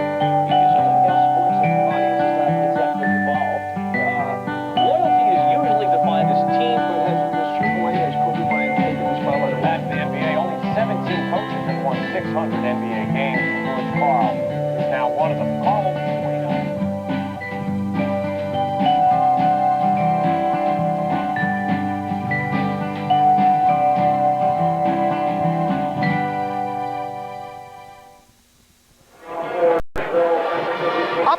onside kick. Why not? You're not going to Mitchell. Well, Milton's thinking onside kick too, because they got the hands, everybody with hands up there. Yeah, they got high stand up here, but maybe they're not. Nope, he's kicking it deep, bouncing it. Still, it gets to Mitchell. Takes it on the 15 to the 20. Oh, but nobody wraps. Nobody wraps. Look at the sideline. He's got the sideline. Mitchell across the 50. He's cutting back. He's got a wall in front of him. Man, and you got finally, to wrap Neil your arms Baylor. when you tackle him. You got to wrap the arms. Somebody hit him. Who was it, number? They went number 10, I think. I don't know. I can't remember, but they ran right into him, but they didn't wrap their arms. I thought it was Curry. Number 2, I thought, hit him and bounced right off of him. Oh, but Ted, you got to kick it away from him. You can't let him do that. Hey. So they had the hands up there. They would have been better off if they had, you see him on one side. He was the only guy there. Why can't you kick it like to the opposite side of the field? You take one of my chip shots, right? I'm pretty good chipping in golf. You chip it right down there to about the 30-yard line. That's the only thing I can do. You wouldn't want to take one of my drives, because you kick it out of bounds. Oh, he's got intercepted by number 20, Moser. He's got a good hold. Oh, he's cutting back the too. other way. He's going to be caught, though. No, what a block. One more guy. Heisted. He's in. Unbelievable. Touchdown, Adam Moser for the Ironmen. It now is 19-28. Oh, my. How do you like that? Turn of events for the Ironmen. Now, Ted, I go back to it could be 26 anyway. Yeah. Oh, my. 26. Danville has got to be kicking themselves for that first and goal and coughing the ball up. Brow will try to at least line up to kick the extra point.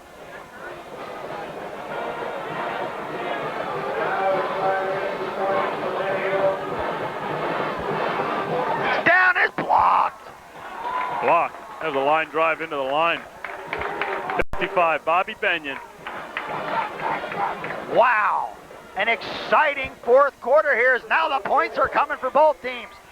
Milton 28 and Danville 19.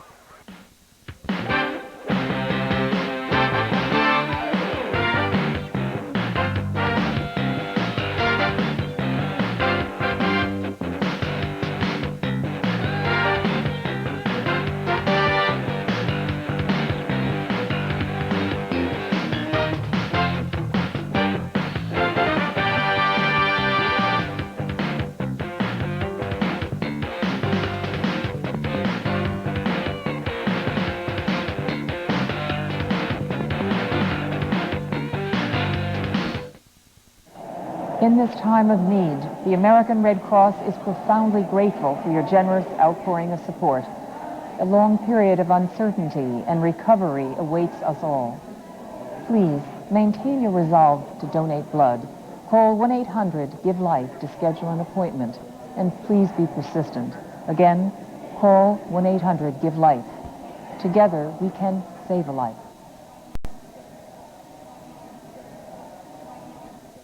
Live regular season high school football on the Pennsylvania Cable Network. Friday nights at 7, regional rivals square off on PCN's Game of the Week. Catch the hard-hitting action of high school football every Friday on the Pennsylvania Cable Network.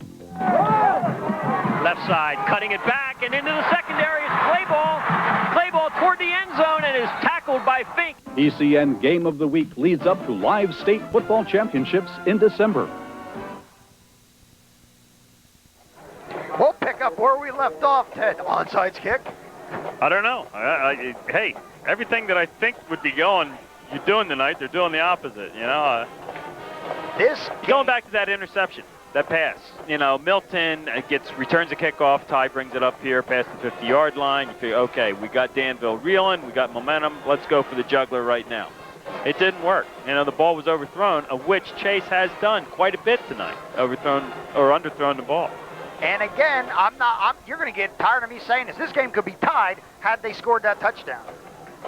All right, let's see. Mitchell standing by himself, back at the 10, and the kick. All right, let's just kick it right to him. Let's hopefully He's across the 50. He's getting to the outside. He's across the 20. Not this Cutting time. it back in, and he'll be knocked out All at the right. 25-yard line. There's a flag. There's Come a flying flag. It probably got a late hit. I Oh, didn't see and it. Mitchell is getting up very slowly. Probably got a, I'd say a late hit. Maybe a clip. Face mask. Let's.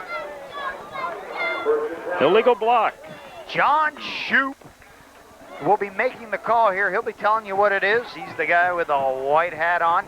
Milton did not need that. There's still plenty of time left in this game, Ted. Yeah, you know, they've been trying to put Danville away, and they keep letting them back in. We have an illegal block against Milton doing the run back, number 16. It's 1st and 10 for Milton. David Root makes that illegal block, takes his team back, and the ball will be spotted on the 14. It'll be 1st and 10 on their own 14. Milton definitely needs to take care of the ball here.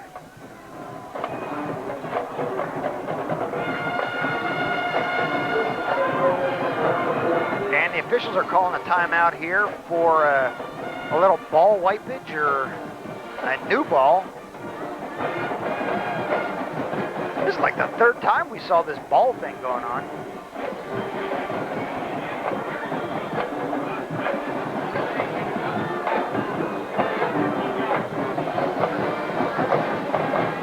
.553 left in this contest. We have seen Danville score some points. Up the middle, not much going on there. Jim Highstand piles right into the middle. They'll give him a gain of about a yard. It'll be 2nd and 9. Yeah, Milton's definitely got to move the ball here.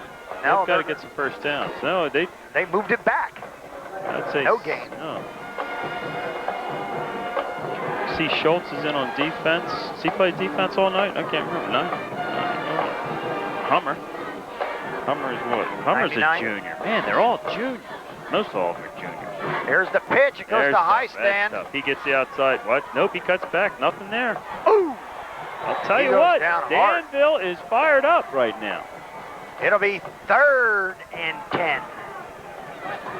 As Chase Phillips comes over to get the play. There you take a look at that Danville defense, and Danville has probably played their best game all year. Baylor's. Yeah, they have. They have played a good, you know, we said in the beginning they had to play a good physical game. They're playing a good physical game. And they have certainly cut down on the penalties that have plagued them in previous games, and Milton is the one that's been penalized tonight. It's 3rd and 9. Out of the wishbone. There you It's go. the option. Phillips has got a seam, and it closes real quick, and he'll gain about 5 on that. It'll be 4th and 5. Yep, You they got to gotta punt that it away, puppy out man. of here. Yes, you do. It's definitely a closer game than Max wanted. And you know, the Milton fans have been quiet pretty much in the 4th quarter and the 1st half. What do we got? We got no one going to send one guy back. What are they going to go after the punt here? They're going to, yeah, I think you're I right, don't Ted. know. Maybe they will. Let's see what happens. You got Adam Moser who just scored that touchdown. You got the overload on the right side. See what they're all coming. They're coming on that right side. Here they come. Boom! Nope, they didn't get it. This guy's got to catch this punt, though, man. He catches it at the 50, the 40. He gets knocked Just a good down. run back. He did what he had to do. You never want that ball to drop. And it'll be 1st and 10. Danville on their, on Milton's 38-yard line. Another touchdown here. And 2 points could make it a 1-point contest. And they have been able to exploit the Milton secondary, burn them for 2 touchdowns and then an interception for another one. They're going to come back to that tight end. What are they going to do? There he is. There he is. No, they're going deep. He's got Curry. Touchdown. Oh, my word. Oh, my word. Touchdown, John Curry, as Ty Mitchell gets burned on that one. Mitchell put the hand up, and it was over the other shoulder, and it is now a 3-point game. You go for 2? No? Go for 1? Still need another score no matter what, Coach. You still need another score. If you go for 1, and then you can get a field goal and you can win the game. If you go for 2 and miss it, No, you go for one. You go for one here, and Brow will set up for one. And Danville has come roaring back into this game. 3:32 to go. Big bomb. The kick is up, and that one looks good. This is amazing. I can't believe this. Milton has let them back in this ball game. 26-28. And I'll tell you, the Danville kids really could have closed the door. They could have shut down, and they didn't. You know, you got to hand it to those kids.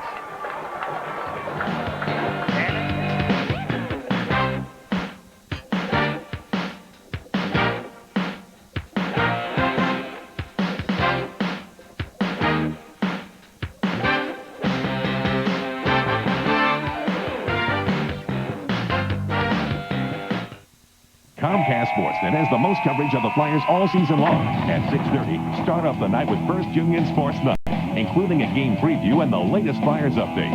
Then at 7, Comcast Sportsnet brings you more Flyers games than any other network. And after the clock hits 0, we wrap up our coverage with Dodge Presents Flyers Post Game Live, featuring interviews of the players and coaches, game highlights and analysis. There's only one place for the most coverage of the Flyers all season long, Comcast Sportsnet. For the ultimate entertainment, it's HBO and Cinemax. Only HBO has the world watching with the biggest epic miniseries of all time. Award-winning originals. And extraordinary music events. Cinemax delivers exclusive Hollywood premieres and the biggest variety of box office hits on pay TV. The very best television has to offer is on HBO and Cinemax. Little mix-up out there on the Milton side. And let's see what Danville does here. They kick it deep, and it is exactly like Ted McFerrin said. Let it sit there. Oh, my word. Oh, my word. That's what you want to do right there. Milton had set themselves up for this, and Ted McFerrin, the coach, has been calling it all night. Finally, Danville does it, and they pin Milton deep in their own territory, ball on the 5-yard line. Mitchell, he can't believe he did that. Hey, you can't believe that the ball actually stopped right there. That was the perfect kick. And Milton now has got to drive the length of the field, or at least get some first downs. They got to run the ball. They got to get some first downs. Yeah. Max Snyder calls timeout here. Ted, what are you saying? Are you saying just hold on to the ball? And obviously you got 3:29. You got to get a couple of first downs. You definitely got to go. What has got them all their victories this year? Running the ball, right? You got to get into the Danville defensive line. You got to push them back a couple yards, and you got to give Heistan, and you got to give Gibbons, and you got to give Mitchell some room to run. They're going to get your first downs, but you got to win the battle of the trenches right now. But you're not doing play action and passing here? No, I'm not now. Nope. I want to run the clock. I'm 2 points up. I want to run the clock.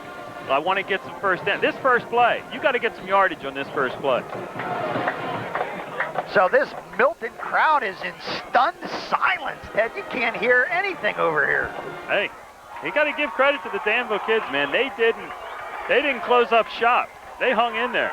No, they didn't. I tell you, they had an opportunity to just to pack their tents, but they hung in there and just have come back and come back and come back. Best game probably Danville's had all year. Handoff up the middle to Mitchell. No, it's Heistan. He's got one guy to beat, and he will not beat him. And there it is. That's what you want. Adam Moser, like you said, get him right out of the hole. Right. I was looking at Ty Mitchell, and the play faked me right out to Heistan up the middle. And now you got to be saying, whew. Now you got some breathing room, okay? Now you can grind it out a little bit. Get 2-3 yards to carry, and let the clock run. Man, you called that. You called the first play. It's got to be the important one, and bam, that's where it happens. But you can't give up here. Up the middle goes Mitchell. He's got both hands on that ball. That's right. You don't. That's the other thing, Max. I'm sure told him. Don't fumble the ball. And take as much time as you can. Sure. 25 seconds between the plays. It is now second down. Let's see who calls timeout. Somebody. Danville calls timeout.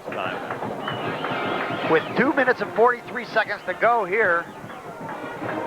What are you thinking, Coach? You holding your breath? I'm trying to think what Zielinski would be telling them here. You know, you definitely got to try to strip the ball. But in the process of stripping, sometimes you get away from your technique and tackling, you know, and tackles are easily broken. So you're in a, you got to just hold your ground in there, and hopefully something will happen. You got to put a good lick on the runner, and hopefully the ball pop loose. Milton has put the ball on the ground earlier.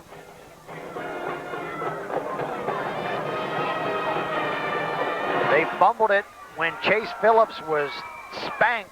He got sacked, holding the ball out there, trying to get away. And again, I'm gonna sound like a broken record. I mean, that was just so important that Danville got the ball on the 2-yard line, and it was just a simple out of the eye, up the middle. The handoff never happened. Schultz didn't get it. He turned it over, missed a perfect opportunity to score and possibly win the game.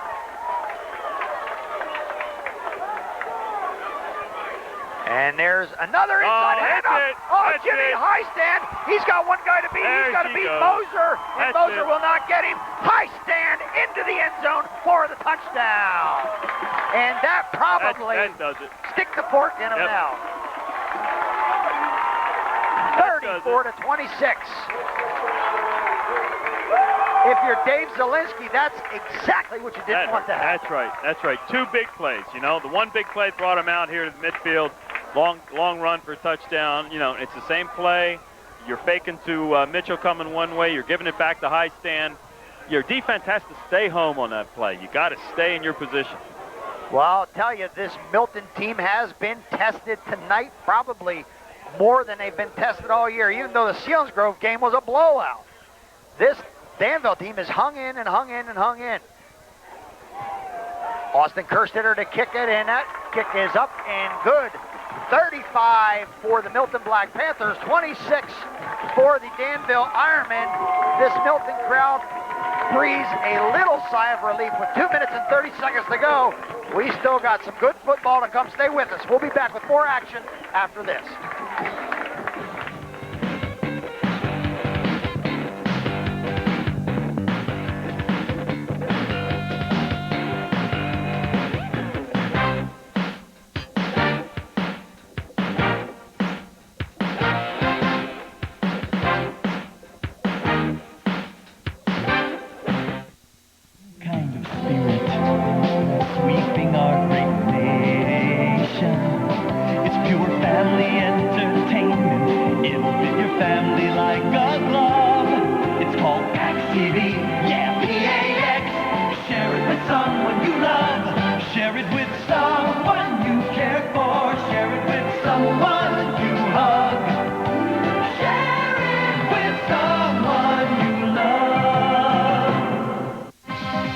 ESPN News, the one place for in-depth sports coverage 24 hours a day. Up to the minute, late-breaking news as it happens. Expert analysis and insight on all the major stories. Continuous scores and updates. ESPN News, the 24-hour news source.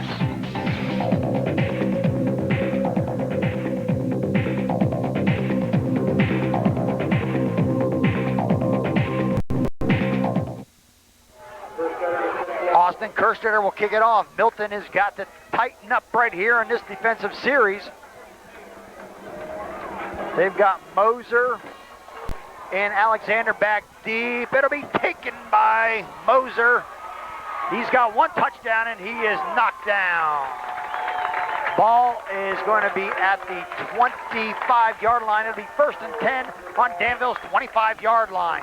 You got to go back to the air here if you're Danville, because they haven't been able to exploit some. But Milton should be looking at this now. I mean, you can't go play action pass now because Milton knows you got to throw the ball. You know, it's going to be a little bit harder here.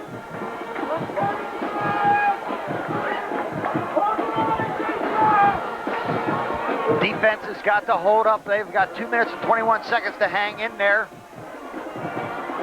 Perquet's got the ball. Nope.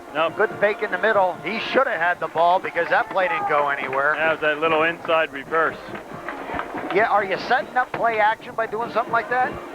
I don't know. No, I think they're trying to get a little bit of trickery right there. You know, hopefully Milton going with the first back who got the ball, and then you're reversing your field and hopefully finding Milton out of sequence there in the defense. And we have a player down. Is it Curry? Might be Curry. He was the one carrying the ball. I don't know. Maybe got the wind knocked out of him. Let's hope that's all it is. Well, they're not working on any legs or anything. No, I think he probably got the wind knocked. Pretty soon, you know, we can be talking about players of the game. Yeah, yeah, you got it. Yeah, I'm really impressed with the Danville team tonight, the way they played. You got a number of players, but Nick Good has played real well at tight end. He's been open. He has been open. He has caught 2 touchdown passes. And then Moser with the pick. Moser with the pick. You had Schultz, who's a workhorse. You got Earlston, who's played well, and you got Brad Delgado, who's played real well defensively. That is Curry out there. I believe you are right. It looks like a shoulder. They're looking at his left shoulder right here. And he went into that big pile.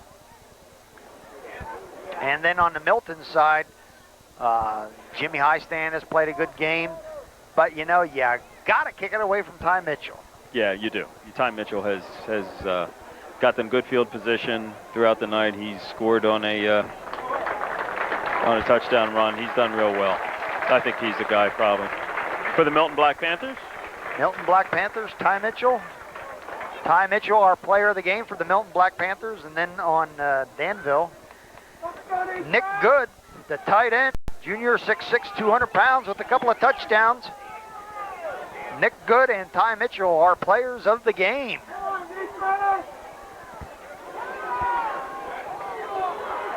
And it's the hook and ladder, and it's going to be incomplete. It was incomplete to start with. Oh, wait a minute, he was down. He was on his knees. That's right. Okay, you're right. It was. It's almost like the hook and ladder. I didn't see that from this angle. I thought the ball was underthrown. I guess he did catch it. Yeah, he caught it for a gain of, well, actually caught it for a loss. They were trying to get that little hook and lateral going. Little trickery. The last time they tried trickery, it didn't work. No. That'll be a complete pass for a loss of a yard with 1:21 to go. Perquet's still in there, quarterback. Ross started. Send motion. Perquet, he's got Good. Good. Gets he is down at the 45-yard line. He is a nice big target, and this Perquet has played real well. He's come in and done a very good job. Perquet, only a sophomore, and Good, only a junior. What is this team going to look like next year? They definitely have the makings of a good team. They got to work at it. They got under a minute to go. Perquet, one step. He's got, who is that, 87? Is that Jancy? Derek Jancy, he's a junior. My, oh my. 48 seconds left. It'll be 2nd and 5. And Danville calls a timeout. Is that their last timeout? I'm not exactly sure. I'm not exactly sure on that either. But might as well take them because you can't use them next week. 48 seconds to go. I think Milton has seen some holes in their defense that they need to plug on the next couple of games that they've got coming up. Yeah, well, you know, they've got some tough ones. They got Montour, and then I don't know how much Jersey Shore will give them. Right. Or not. They have Mifflinburg next week, then Montour, or then Jersey Shore, then Montour. And Montour, if they're here seeing this game, they might have learned something tonight. They got their work cut out for them, but Milton's got a good team. Jersey Shore 1-5, Montoursville's 5-1, Mifflinburg's 4-2. 48 seconds to go. Burquette, he's straight back, and it's a screen. Nice block there. Cross the 50, cross the 40, still on his feet, and he's knocked down at the 37-yard line. That'll move the sticks and stop the clock. Danville has got to get in the end zone and go for the onside kick. That's their only hope they got. Okay, that was There's the last timeout. Last timeout. Why are you calling a timeout here? Well, I don't know if they haven't worked on a 2-minute drill or what, you know, with Well, it doesn't look like the, Danville wanted to call the timeout. Where's the coach? With the chains moving like that, you could have come up and had another play, but they probably didn't have anything set yet. Well, they got it. You've got 38 seconds to work with. You got to put the ball deep, don't you? Can you afford to take any Unless you quick can get outs? something to the outside, you know, a flag pattern or something to the outside where you can complete it, or get that tight end dragging across the middle, hit him in the middle, and hopefully let him run to the sideline. You might want to do that into the short side of the field. But of course you do that, you have less area, so I don't know. You want to get something to the sideline. Well, they've got 38 seconds to try and get it into the end zone. Milton's defense have bended, and they have given up a couple of touchdowns. Quick. And you can get him out of bounds. Got about 5 yards on that. Yep. Yeah, you got to get a little bit longer than that. Milton came into tonight's game outscoring their opponents something like 40-8. But tonight, different story.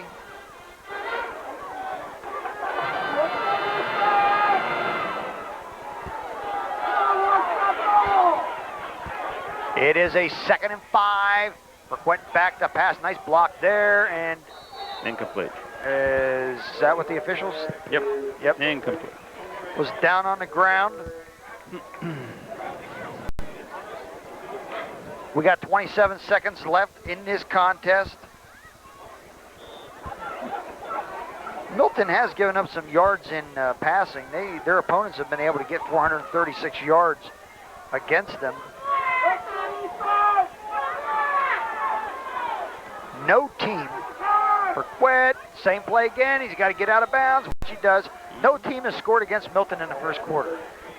All year, really? All year, That's amazing. That's great. And how many points have they scored in the first quarter? Only 97. You know, since most of the games have been so lopsided, they probably, and they've had different teams in the third and fourth quarters because games have been blowouts. Right. They could have, the scoring difference could have been a lot worse. Same play one more time now. It's a one hop. No, they're calling it a catch? I thought it was a one hop too. Oh no, there's no way that's a catch. It was a one hop. How do you call that, Ted? It looked like a one hop. Look at the coaches on the Milton side. Every coach on the Milton side is saying that was a hop. That should have been a penalty because not everybody was set, I don't think, on offense. Well, what are they doing? Well, they threw it. He spiked it. The quarterback spiked the ball, but I don't think everybody was set. Ted, I bet when the fans, if anybody wants to rewind their VCR and look at that ball hit the ground. It seemed it to me from here, from my vantage point. And Max Snyder down arguing that ball hit the ground. Last Went play. back. Last play. He's got nobody. Oh! He caught it! He caught a touchdown! He caught it! Touchdown! John Curry! John Curry catches it in the corner of the end zone. This has been one unbelievable game. It is unbelievable. You're right, Ted. They score with a touchdown in the corner of the end zone. Milton will still win the game. The game's over, though. They don't even go for the extra point. It doesn't matter. Doesn't matter. Because whether they score or not, 1 or 2, Milton still wins. Milton Black Panthers get out of here with a hard-fought win. I'll tell you, my hat goes off to the Danville Ironmen. They never quit. I'll tell you, they came right down and scored in the last seconds. There's no quitting that team. They're going to be okay. I'll tell you what, it's been the most exciting game that I have seen all year here on CCN, and I am That was a heck of a game. Glad to have brought it to you. Thanks, Ted. Milton wins by a score of 35-32. I want to say thanks to our crew, Sam Hallman, Larry Zepataki, Colleen Ernst, and my partner, the coach, Ted McFerrin. I'm Bob Hickok saying good night, everyone, from Milton's Alumni Field. Milton 35, Danville 32.